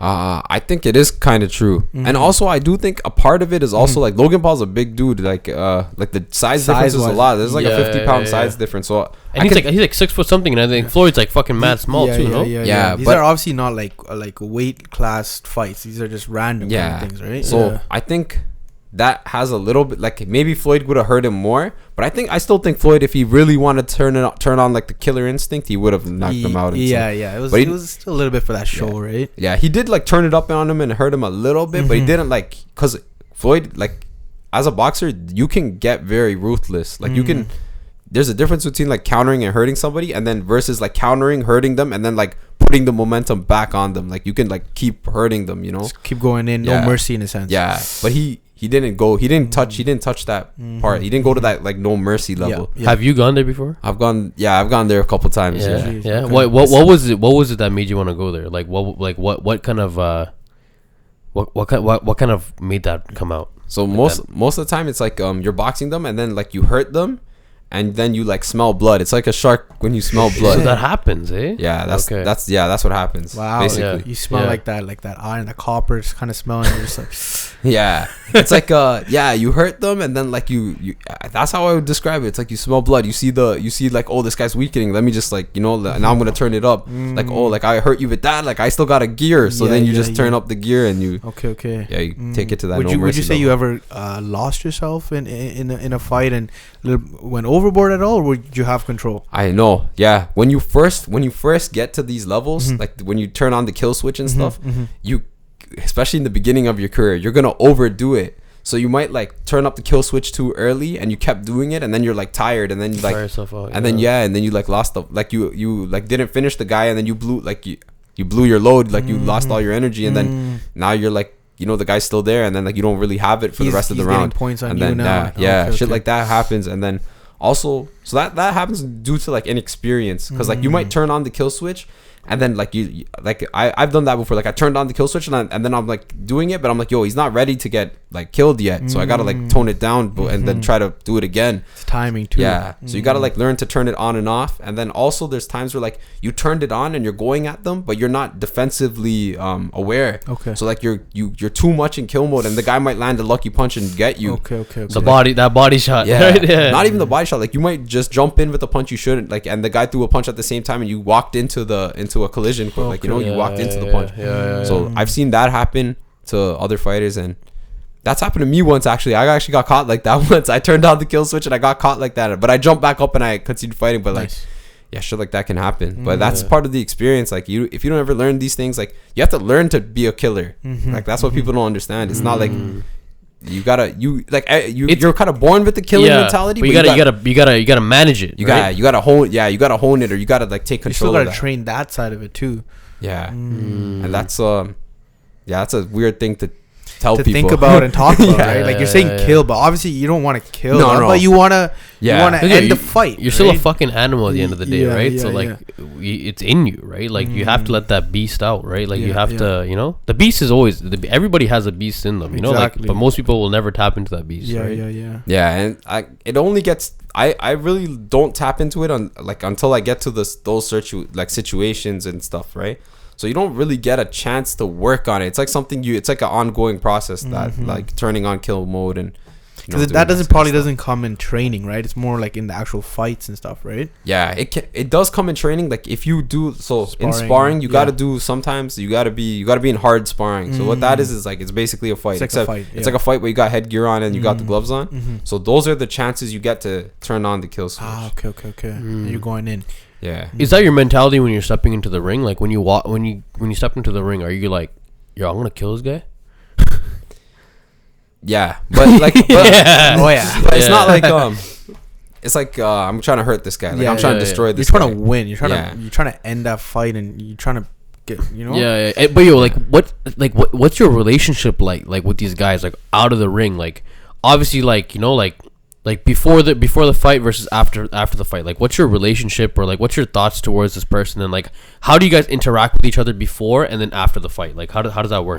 I think in real life. I think before I just like like I'll acknowledge them, but I'll like keep distant. I'm not trying to like talk to them too much. I'm not trying to like be friends and stuff. Because then you don't want to hurt them and shit. Right? Yeah. So then after the fight, like win, lose, draw, whatever, then we're like, it's like sportsmanship. It's like, You become like boys and shit after? yeah, some like you're not necessarily boys, but you like respect each other. Exactly. Like you'll be like, it's a sport. Yeah, It's a sport. Yeah, like you always like touch gloves, and then like you always like after the fight you say good fight, and then you go to the other team, like you go to the other side's coaches and stuff, and you talk like you tell them like good fight, thank you for fighting and stuff, and then you go back and then. Have you dealt with people that are like not as respectful and like kind of poor sportsmanship? I love those guys because. Like before the fight, if they're showing poor sportsmanship, I'm like, all right, buddy, I'm gonna like you're gonna pay for that. Yeah, I'm gonna make sure. I'm gonna make How have they shown poor sportsmanship to you? One fight that sticks out to me, I had a fight in like Buffalo, New York, right? Okay. And before the fight, I was terrible. Like I used to like this was like earlier in my career, so I ate like 2 Burger Kings and like, God, 2 Whoppers, and I came back to like warm up for the fight. And we like the only reason I ate that like bad stuff is because like I was later on, like before the fight started, they told me I was like later on in the card, like I was like fight 10 out of 12, right? So you're like, oh, we got time to kill. Okay. Right, so like I ate like shit, and then I came back, and then they're like, yo, your fight got moved. Your fight number like 3, and like fight 1's in the ring, right? Okay, so like they're like, oh shit, like they screwed us, right? So I start changing in my clothes and stuff, right? And then I'm taking long to get into the ring because obviously like they moved my fight. I was supposed to be 10 and I'm 3, and I'm still like trying to warm up and stuff, ready, right? mental, everything, right? So the guy I'm fighting's in the same room as us, right? And then like they left to go think, but we didn't go leave, and they're like, oh, they're scared, they don't want to come out and stuff, right? Like they were chirping up. They're like, yo, look at him, like he's not that sick and stuff. And I was like, oh yeah. And then I didn't even get like a proper warm up. So then I went into the ring. Like then the officials came and they're like, yo, if you don't get into the ring in the next like 2 minutes, we're gonna DQ you. Oh shit. And we're like, oh okay, like we gotta go. Like even though I'm like not even warmed up. Like I don't even have a sweat on. You didn't go through that routine. Yeah. So I don't even have a sweat on. I jumped in the ring. I'm like, yo, this guy was talking mad shit. I'm gonna like use the first 30 seconds to warm up against him, and then I'm just gonna like destroy him. So then I went in the first 30 seconds, and I was like, yo, this guy's nothing. Like I just like I felt it. I was like, yo, this guy's nothing, and I just like obliterated him. Like, jeez. And then I found out that guy was the state champ. What the fuck? Of New York. Yeah. Oh, he was like the New York state champ or something. And then like I went back, and then like the other coaches, they're like, yo, like you just destroyed that guy. You know who that guy is and shit. And I was like, yo, that guy was nothing. And, that was light work. Yeah, and it was only because he pissed me off before. Like, or not. That's not the only reason, but like I was like, yo, that guy pissed me off. So I just. Do you find like the anger is a good thing, or is that something that you had to kind of control too? No, you can't be angry. Like you can't be. That's emotional. Yeah, it's emotional because the emotions will get you killed. Because you'll think like irrationally, like you'll make a mistake if you're too emotional. Like you just gotta use emotions in training and like foster them and be like, yo, I'm gonna like come with this. But then when you're in the ring, and the emotions can push you if you're in a hard situation, but other than that, you're trying to be calculated. Exactly. Yeah. Okay. Yeah. What I really want to know is like, obviously you have a plan going forward to get to your goal of world champion. So what does that look like right now? Like how many more fights do you need to do? Like how many more wins do you need? How does all that look? So right now I'm 3-0. I was hoping to finish this year 5-0, but my fight got pushed back. My next fight is going to be instead on November 17th. It was supposed to be like October or something. That's my birthday. Yeah. Really? Oh shit. Yeah. That is. It's going to be for you, man. Yo, you're down to go? Or Yeah, where's your fight? Yeah, it's going to be in Brampton. Okay. Oh shit! What the fuck? Why not? What time? It'll be at night. Like it'll be like a Friday night. Like 8 Anyone PM. can come. Yeah. Yo, okay. I'd be Just down. tickets. Why Yeah. not? Right? Yeah, It's your birthday too. Yeah, I'm down to like celebrate. I'm not like turn up and shit. Especially if this guy wins too. Like what the fuck? I'm gonna win. He's gonna win. I'm not him. Fuck. Yeah. So that fight's gonna be the fourth then. one, That'll be my 4th one. I'll try to get a 5th one for December. And finish the year 5-0. Actually, not even the full year, because I started in my first fight was in March. So in like 3/4 of a year, if I got 5 fights, that's amazing for your first year in boxing. 4-0, 5-0. If everything goes right. Next year I want to finish like at least 13-0. Okay. Try to get another 8. Get it. Okay. Or like the different 7. Yeah. How long is this process to get to champion? Like, how long do you think it'll take you to be a world champion? My plan is to be world champion by the time I'm age 28. Like 28 fight for like now. Yeah. Okay. Like I'm trying to fast track it because I don't have, I realistically I feel like I don't have that much time. Like yeah. So at this point, like you do you know who that world champion is, or like by that time might be somebody else, or you never know. Like it's always switching. Yeah. The fights might change, but I see myself fighting. My plan is to fight professional world champion at the 130 pound division. the day before weigh-ins. The champion at that weight class is a very good champion. His name is Shakur Stevenson. Okay. He's from the States. He's very good. He, like, even watching him, I'm like, yeah, this guy's a very good fighter. Like, it won't be an easy fight. But I hope that's the guy I'm like looking down the line. I'm like, I'd love to fight that guy. Like 130. Okay. What are you at right now? So if you fight in Ontario, we do same day weigh in Ontario. So I fight at 135 if I'm in Ontario. If it's the day before, I do 130. 130 and then do that water. Yeah, the water. That. Yeah. Okay. So, yeah, so that's the plan. And then hopefully 13-0 next year. And then the year after that, I'm just trying to do whatever it takes to fight rank. Try to fight like whoever, like top number 1 dude on the belt. Okay, line. just to get ranked in that top 10, like you said, right? Okay. And then, so after I hit 13-0, let's go. Fight for world championship. Jeez. Okay. So that's literally in fucking 2 years, right? Yeah. What happens after that? After you're world champion now, you're top dog, like what happens after that? I never thought about that. That's just my dream. Like if nothing else happens after that, I'd be okay with it. Yeah, because back to insurance. I would continue fighting, but I just want to. For right now, it's like just chasing the dream. Like we'll worry about anything else after that. Like after hitting the dream, if it means like trying to become pound for pound best or whatever, like we'll take that as it comes. But right now, this is the only goal. Yeah, like, or I guess maybe you can do like shoot for like world champion in the other belts, or things like that, like unifications, things like that. So like the end possibilities are endless. But right now, like my dream has always been to become a world champion. So that's. And then maybe you can start thinking about things a little bit more financially, or maybe just setting yourself up to set yourself up for a career where you're making good money from fights, and you can take things that way as well too, right? Yeah. But that'll come with like as you go. Like, So like everything's building as you go. I'll worry about that stuff for when the time comes. Yeah. Would you ever retire from boxing? Yeah. No, you definitely have to, because like your pain and all your age and like your body won't deal with it, and you can only put yourself through what I do like for so long. Like I don't think there's like a 32-year-old that can do what I do. I would say I would say 34 is my cutoff. I would never fight after 34. Maybe even 32, 33 would be like late into the career, and then Would you ever consider being like a coach? I like teaching the sport of boxing, but I feel like to be a good coach, like you have to make a lot of sacrifices, man. Like the amount of sacrifices my coach makes for us is crazy. Like he loses days out with his family. Wow. He he trains people from like literally 9 a.m. to like 10 p.m. Like his hours are crazy. Wow. Even the stress of like, imagine you gotta like take a fighter, drive him. Like you're going through the same stress the fighter is, because like you're the one who prepared them, right? So like it's a high stress lifestyle, and like he doesn't he doesn't see his kids or his family as much as he'd like to. So like I can. He's a man on his purpose, Yeah, he's on a mission too, right? So that's his mission. So I understand it. So I'm sure his family respects him for that too, right? No, for sure. His family loves him for it. Yeah. You get a lot of especially what he does. I find is more respectful than what I'm doing, because I'm getting all the glory for it. He's like in the shadows. He's in the background. Yeah, exactly. He's not in the spotlight. Exactly. So it's literally like the Rocky movies, Yeah. And then I guess when you have that time to do your speech, that's where you'll kind of give him his credit and all that, right? Yeah. And I'm giving him his credit. Like right now, I'm giving him his flowers while he's still here. Like because I understand podcasts and everything. Because I understand. Like that's why every trainer I'll always respect, because they took a kid off the street and into a boxing ring and taught him discipline and stuff. Yeah. So. Are you the first professional Tamil boxer? No, there's actually been a lot of Tamil professional boxers in the past. I thought I was one of the first few. It turns out I'm maybe 20th. Oh shit, eh? Yeah, I thought you were like the first one. Well, it goes back decades. Yeah, decades. There's a Tamil boxer. His name was Jimmy something from South Africa. He's so that's another thing. Tamil people is all over the world. There's Malaysian. So there's Malaysian Tamil professional boxers. There's South African, Indian. Yeah. So those guys are they're like Tamil. But I think I'm the second Sri Lankan Tamil professional boxer.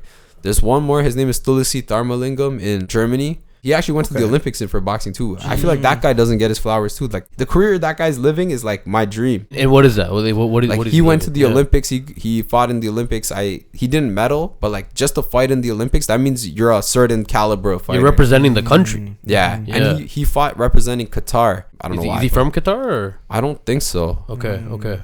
I'd love to reach out to that guy. I'm gonna try to reach out to that guy. Why not? Yeah, For I'm sure sure. he'd respond. You know, Yeah. just a random guy. You know, yeah. Yeah. So But you're the first Canadian professional boxer. Sri Lankan Tamil Canadian. Yeah. Take a screenshot from it. You know. Just gonna hang that on my wall. And that's big for us because there's a lot of Tamil. Yeah, this is like the most Tamil people outside of Sri Lanka. Yeah, it's important. And then now there's more amateurs coming. One from Oshawa, his name is John. He's a Tamil amateur boxer. He's a younger guy too. Yeah, he's a younger guy. He's born in maybe like 2003. Oh shit, yo, a lot of the younger kids, bro, they're fucking hard, bro. After 2000, they're actually hard. Like in between, there's like a little gap, right? And then like after 2000, the kids are actually hard again. You know? Okay. Yeah, I don't know what happened. You know, but the after 2000 kids in my like from what I've seen, like they're tough kids, They're bro. different now. Yeah. So there's that kid, and then there's another kid in Scarborough. His name is Surya. He's a lot younger. I think he's born like 2008 or something. Like he's like a really young kid. He's like in maybe grade 8 or grade 9 or something. But that kid's doing a lot of things, and I see that kid working really hard. So and he's doing it from a younger age. The John, he's doing it at like the same age I started from. So like boxing, a lot of it is like the years in. Like if you started when you were 10 years old versus like 17, like you're gonna have a, by the time you grow up, you're gonna have a lot more experience. For sure. So like seeing a young kid like that young, that's in like it, 14 or whatever, right? Yeah. So seeing a kid that young and like even younger go, like you could have a very good future too, right? Exactly. And even for me, like I feel like even I'm just paving a way, like I'm for just sure. like I'm sure you're inspiring a lot of these guys too. Bro, Yeah. you are. Yeah. No. Yeah. Like your name's out here on the streets, bro. They're out here. I'm not telling you. Yeah. Your name came up like a few times. So, like before I even met you, like your name came up a few times. So you're making some noise still. Yeah. Thank you. Yeah. No, I don't even think I follow him on Instagram. But you've probably heard I've his name. I've seen it like here and there, different people posting and stuff. Yeah, I'm trying to cut my way through this, but I'm not like, I don't want to like steer anybody wrong. Like I'm just trying to be the best boxer I can. Like I'm not trying to do anything else other than that. That's like that's my only goal right now. And like I'm also like one of those guys, like if I see somebody who's like dedicated and like they're doing something like out of the ordinary, like I'll always support. Like that's why I post your shit and stuff all the time, right? I'm like I see this guy, I know you're serious. Cause that's your identity. Yeah. You know, like you're not like see it in him, you know, like hey, I'm a boxer and I'm doing real estate too. You know, you know what I mean? Like you're a boxer. You know, so like I haven't met anybody else that's like an actual like they identify as a boxer full time in this day and age too. Like, and someone who's Tamil too, right? So I'm like, I rate that. Like, you're cut from a different cloth. What do you think is that driving force that's pushing you to be a boxer? Because like because you created this path, there's a lot of like younger kids and stuff that like probably looking up to you and stuff too, especially in the Tamil community too. Because like they're like nobody really did this from Canada, right? So like. What do you think that driving force is? Like I wouldn't just leave it up to just your obsession. I think there's something deeper than that. Like, what do you think is your driving force to like take that risk and get out there like that? I think it means a lot. Like I feel like it's for my family. Like I said before, like it's like make your parents proud. Yeah, making my parents proud. Yeah. It's like I'm doing something that's never been done before. Like that matters to me more. It's like being able to be the pioneer of something matters to me so much more than anything else. Like, because if I don't do it, no one else is gonna do it. Who's gonna go here? It's like this is what it takes to like build something new. Like like people to like even to discover Canada, some dude had to like take a boat here and like civilize the world here. So like I feel like I'm doing that for boxing, making history. Right? I'm making history. Does your family kind of like see it now? Like do they see you becoming this person or? I think they do. They understand like I'm so busy. Like they like know I'm like gone the whole day. Like, but my mom will still check up on me. She already called me 100 times. Like she's like, "Why aren't you home?" It's like, oh, right now. Yeah, like I feel my phone. Like, in the podcast, right? Okay. Yeah. Did she know you're doing a podcast? No. Oh, okay. I try to keep things like too separate. I try to keep things like separate. I try to keep family like not Can't away just from share myself. every single thing. Yeah, because she'll worry too much. Yeah. I just gotta like come back and be like, "What? You're doing this now?" Like, it's better. I feel like it's almost better surprising her than it is to like to like always have her worrying, like telling her every day. You'd rather just pop up on TV one day, you know? Yeah. But I did that a little while back, right? Sick. For the people watching, today is Saturday, September 3rd. So we actually shoot these episodes like weeks or months in advance before we post them.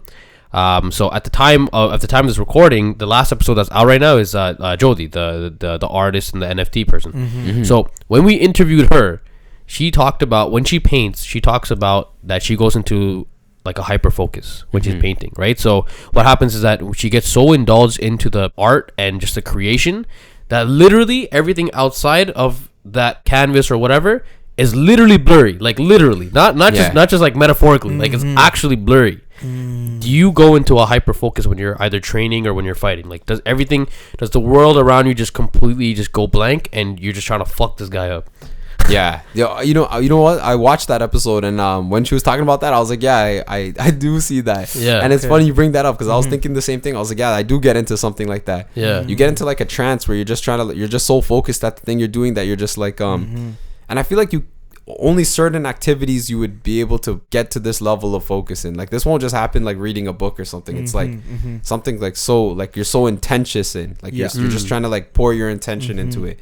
Maybe some of it probably is physical too, right? Like your whole body and everything's going into that. Like for her, it's the painting. For you, it's the fighting. I think it happens for everybody. Like I think everybody has like I think everybody can achieve it. Yeah. Like I think like bro, I think even you could probably even achieve it from reading too. Like if that's your thing, if you're like true. You know, Mathusan the reader, right? Like no, if you're reading, like you'll probably like just go into that trance too. It's a hyper focus, right? It's also something you can train probably too, right? Yeah. Like you obviously didn't get that right at the beginning, right? No. Like how deep into the game would you say that you got that hyper focus?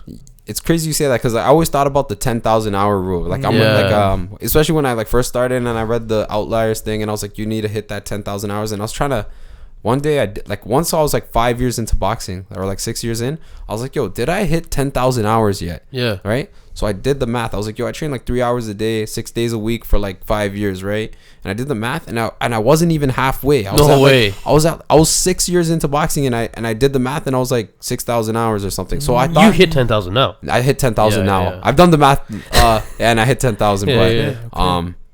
And also I think part of the 10,000 also like when you're consuming content of the thing you're looking, like when I'm consuming like watching YouTube fights, like I'm not training or anything, but that's it draws fueling that fire. It's still drawing into that 10,000 hours. So I feel you're like still studying that. So it might not be like full hours, but it's like, you know, those are like minutes you're getting. Those are like 15-20 minutes you're getting in of the 10,000 hours. So, but what I was saying was, at that time I was like, yo, I'm only 6,000 hours, but I feel so good. Like that means like, yo, another 4,000 hours I'll be a master. Like, yo, like I can, this is definitely attainable. And then now I'm at that, like, I feel like now I'm at that master stage where like the only people who can fight me are like other professional fighters. If you're not at that level, like you're not gonna hang with me. Like, or more, right?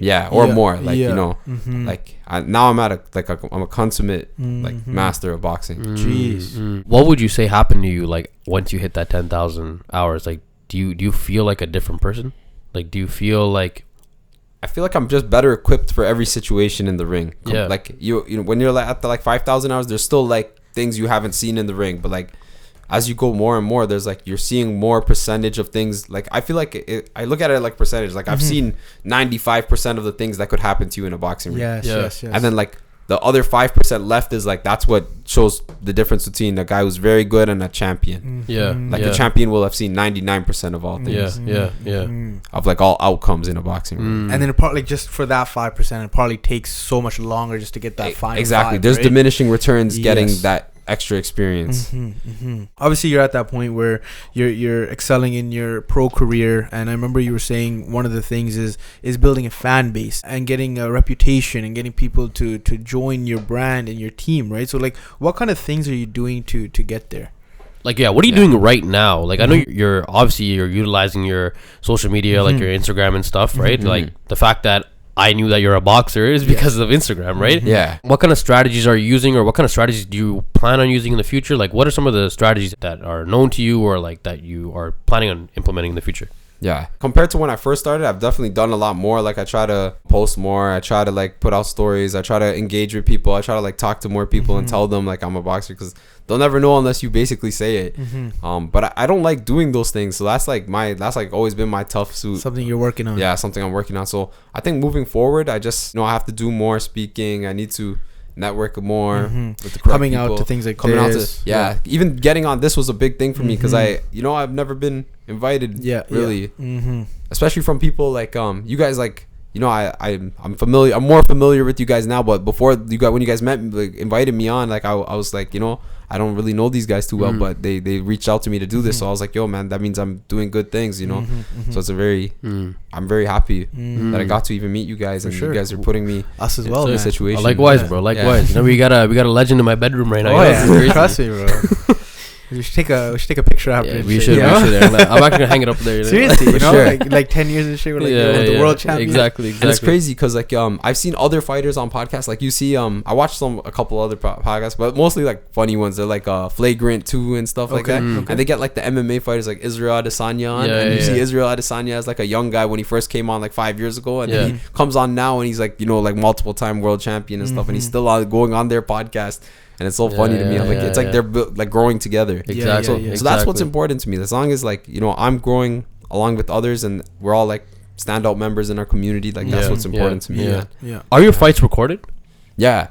You can watch my second pro fight on YouTube. Okay. If you search out like Red Owl Boxing and my name or something, it'll be there. And then you might have to skip in to get to my like time mark. But there's a lot of good fights on that card, but I'm like in there somewhere. Okay, bro. You know what I would do from a marketing standpoint? Like I would literally get your old fights and get like just like the main highlights of it and snip it up into like an Instagram reel or TikTok. Put like a fucking song or some shit behind some it. form of video and bro, content. Legit, bro. That shit goes so fucking far. It does, bro. Like even the podcast, like our podcast, only like the main ways that we've been kind of getting it out there is with the reels and TikToks. Nobody watches like long form anymore. Like that the short form is what brings people into the long form content, right? So like, bro, when people see you in action, bro, like it's a whole different story, right? And like all these kids and shit that are like fanboying over you that you don't even know of, they'll see that, they'll be like, oh my gosh, like I want to fight with this guy, like.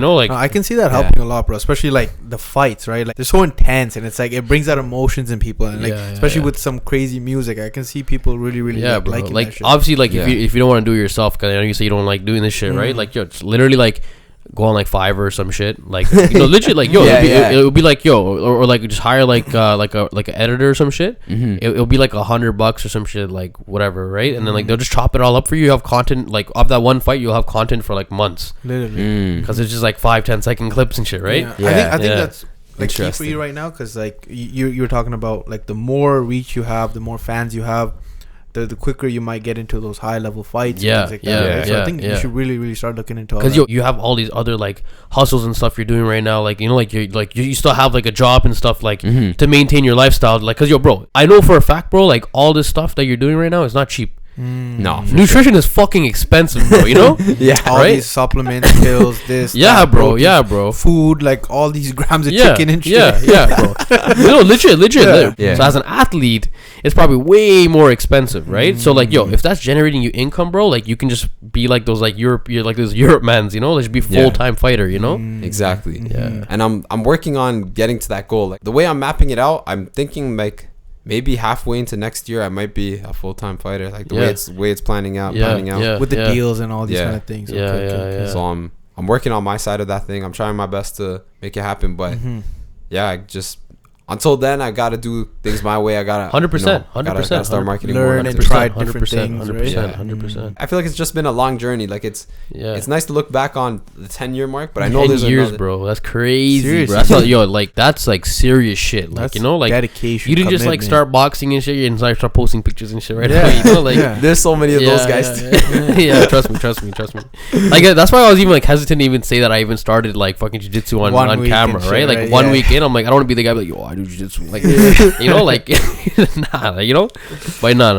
I rate it. Like you're 10 years in, and then go ahead. But I respect even like going into jiu-jitsu, going into a combat sport, like you're gonna learn a lot of things. You're gonna take away a lot of things, and I think it's beneficial for everybody, man. Even 1 weekend, I'm sure you learned like a couple things, bro. 1 weekend I learned that like I gotta go in more, that's the thing with these combat sports, because like I lived in Asia for a little bit, like Southeast Asia, and like bro, I did one class of Muay Thai kickboxing, and and like in like the actual like those Thai like things.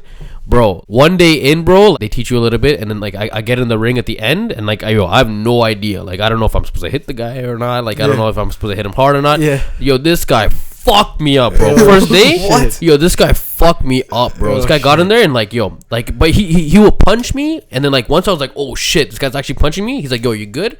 I'm like, yeah, I'm good, I'm good, right? And then he's like, okay, sexy. Punch me again, you know? And then, yo, bro, I remember going home that day, and I was like, looking in the mirror, bro. I'm like, yo, I'm gonna go back in tomorrow. I'm gonna fuck this guy up, right? And then I'm like, yo, this is how they hooked you in. Yeah. This is how they hooked you in. I'm like, yo, it's a great strategy, like a great sales strategy, right?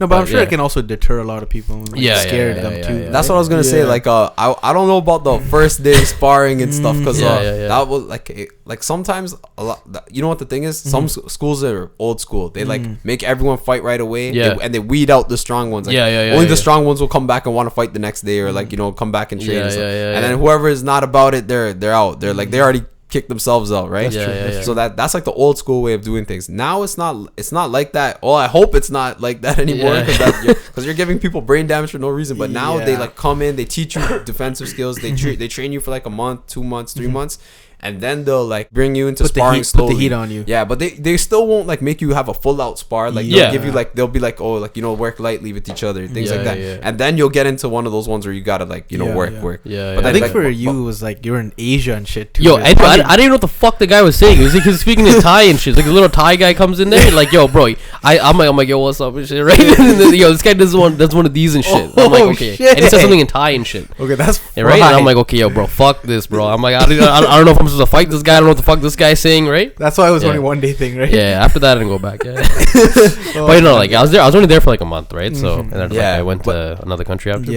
But that's the thing to do down there. Like those guys live that. Like that's their religion. Like that's built into their religion. Yeah, Muay Thai. Yeah. So like I respect the hustle out there.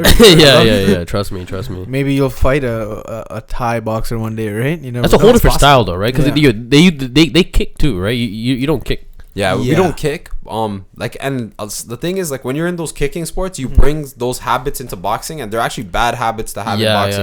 Like, they'll keep their hands up too high and not defend their body as much because they're so used to bringing their leg up to defend the body, things like that. So it's like it brings like and then same thing with the boxer. Like that's why like MMA, when an MMA fighter fights a boxing in boxing, they're most likely gonna lose. Cause, they're just, so happened with Conor McGregor versus fucking Floyd Mayweather, right? Exactly. And then same way, if Floyd went into MMA, he's gonna get choked out or whatever.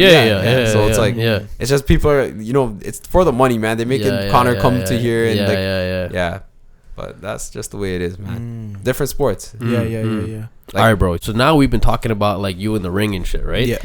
Okay, so yo, now obviously you know that you're literally a weapon. Did you get registered and shit like as a weapon or no? No, that's all like no. That's you like don't MMA, right? No, that's like that's like karate and shit. That's like in the States, like you have to register. Like if you do pro fighting, you have to register yourself as a weapon. In here though, like if they can prove that you used unnecessary force and you're like a boxer or something, they're just gonna have a higher consequence for you. But it's not like you're gonna register as a weapon. They'll just be like, oh, like you got into a fight on the street and you knew boxing, like, but you destroyed the guy instead of like just crushing him a little bit. Like you used like you overused excessive force. Excessive force. Exactly. Like that's where you'll get in trouble. But other than that, nah. Okay. So on that note, we're talking about fighting in the ring and shit now. So now that you know that you're a weapon and shit, right? Has there been any situations where like you've been tested outside the ring?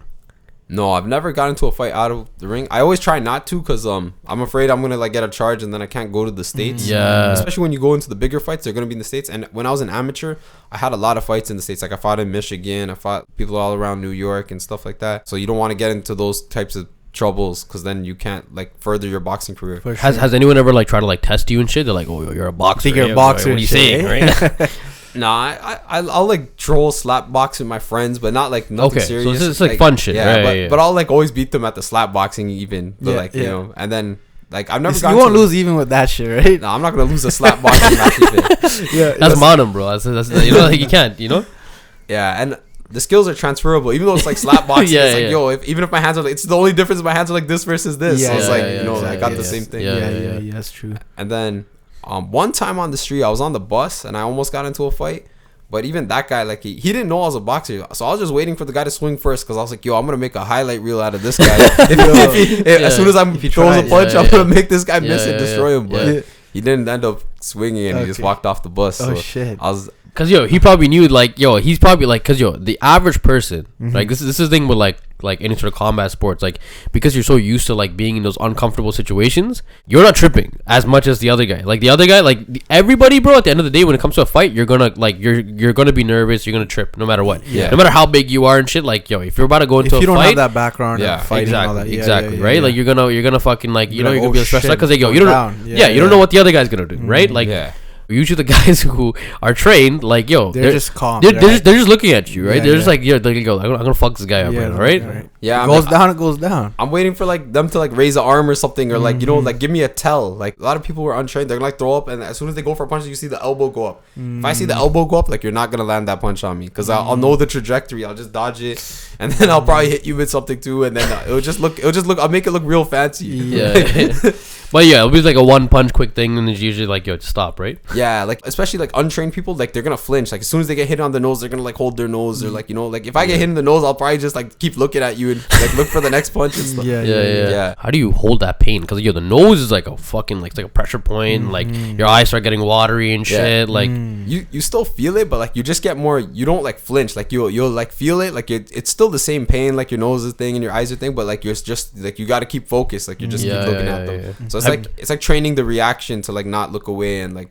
Have you ever like broken your nose and shit during like fight and shit? Yeah, I've broken my nose twice, but like one time it wasn't like a serious one. I broke my nose once in a fight, but it's still like I got like a deviated septum because of it, but it's not like too bad. Like it's not like I'll probably fix it like after I retire. I'll just like straighten. Did they like actually like move it back in place and shit? Like no, like it wasn't like bad enough where like they like pushed it back. It was more like it swelled up and then it just swelled up. Yeah. Okay.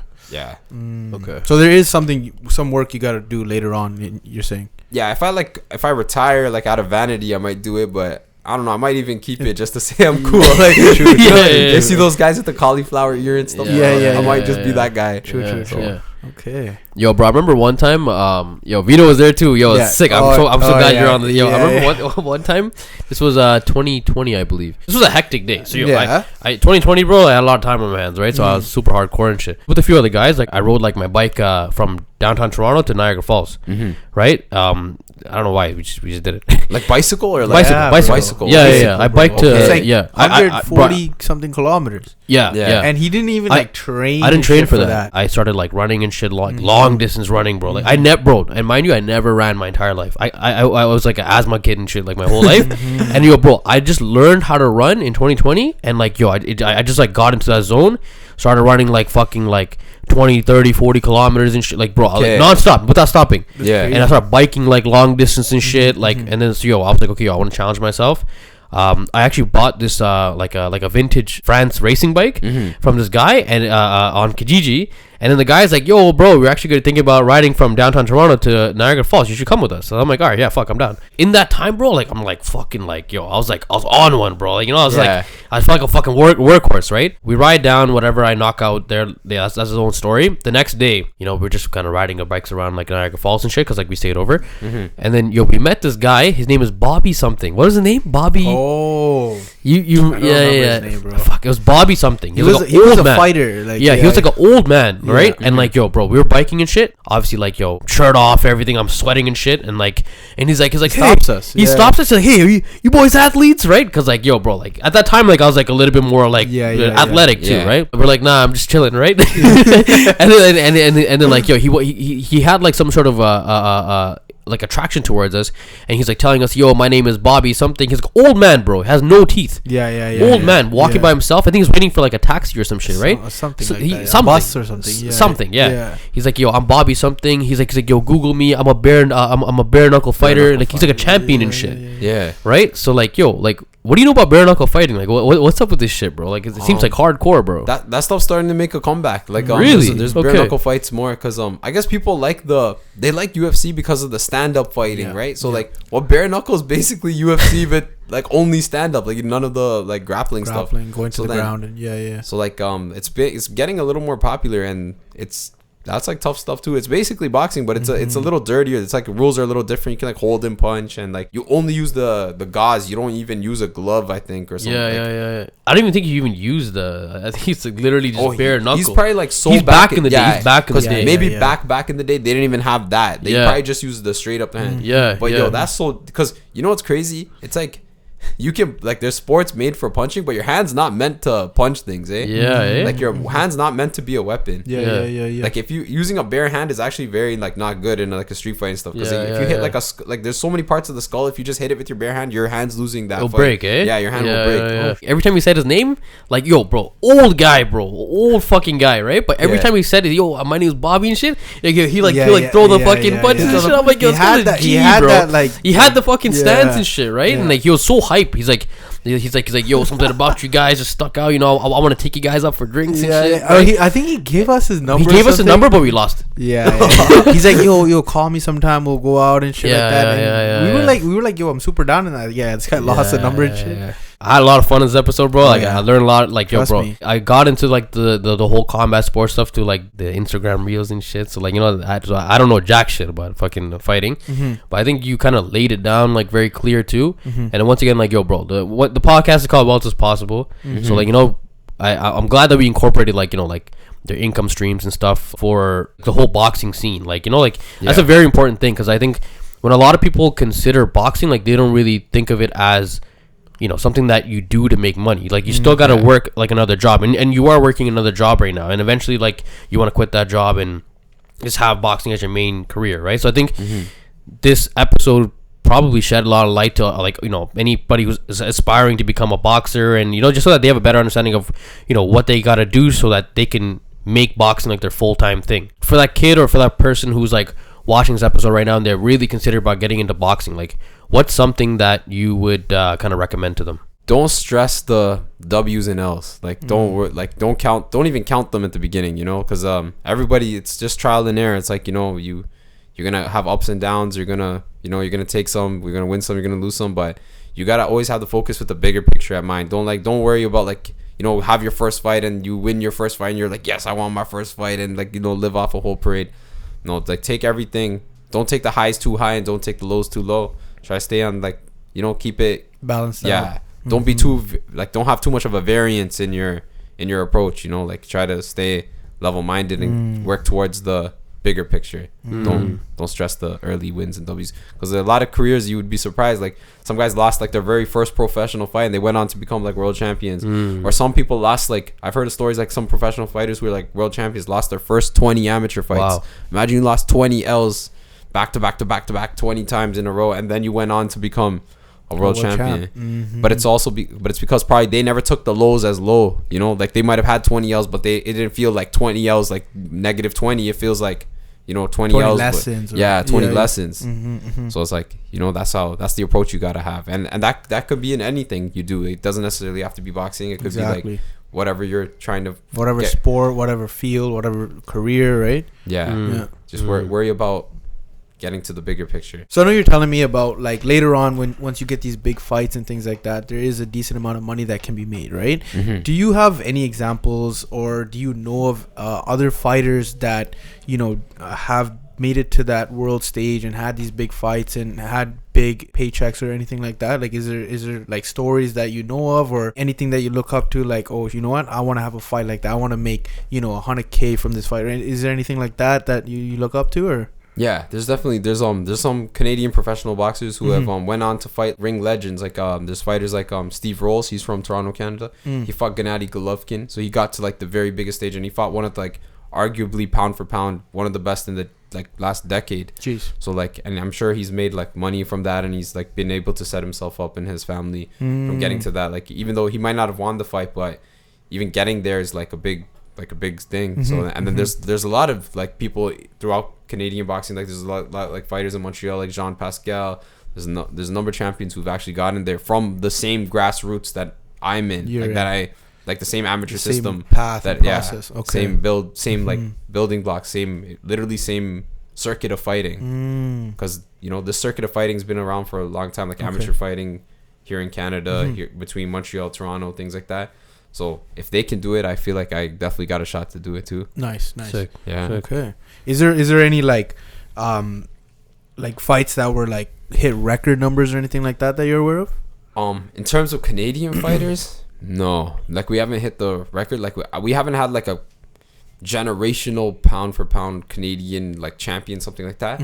But I think this next group of the amateur boxers that turned pro with me, like the other ones in like the same kind of, you could say like graduating classes with me, I think one of us will end up being world champion. I think like the amateur system that I fought in, guys were going to international competitions and medaling, and then when they come back home, they're like not necessarily winning fights, or they're like they're fighting to the grain in our own like backyard, but when they go internationally, they're winning. So that means a lot. That means being in this system is actually like, it's providing fruits. So I think someone will become a world champion out of this class. And like you were saying earlier, like you trained here and then you went to New York and you faced a New York guy and he was like fucking light, right? Exactly. Like yeah, it's like yo, I have a tougher fight in Scarborough or like from fighters in my own like area than like when I went out of my own pond and I went out of my pond trying to get like better competition. I ended up like being better than the better competition, which was surprising to me. And then like yo, so I think what we've grown here in Canada in terms of Canadian boxing is actually getting a lot bigger than people realize. Nice. And I hope it spotlights. Like I hope something builds out of it. And do you look up to any boxers that have built a substantial amount of wealth through boxing? There's a lot of boxers that build well. Like obviously like Floyd Mayweather, if you ever look at that guy, he has like as much as he earned money from in the ring, like he got like millions of dollars for his fights and stuff, he invested his money extremely well. He owns like a number of buildings, number of businesses, things like that. So he has a very sick portfolio. Like, and a lot of boxers, I think that's an important thing because a lot of boxers fight and they go broke and they hurt themselves and then like they don't like invest their money properly. So like a guy like Floyd Mayweather is an example of a guy who did it all right. And there's so many now. There's so many more of them, but few like even like 20-30 years ago there wasn't. But this is the new age of boxers. So exactly.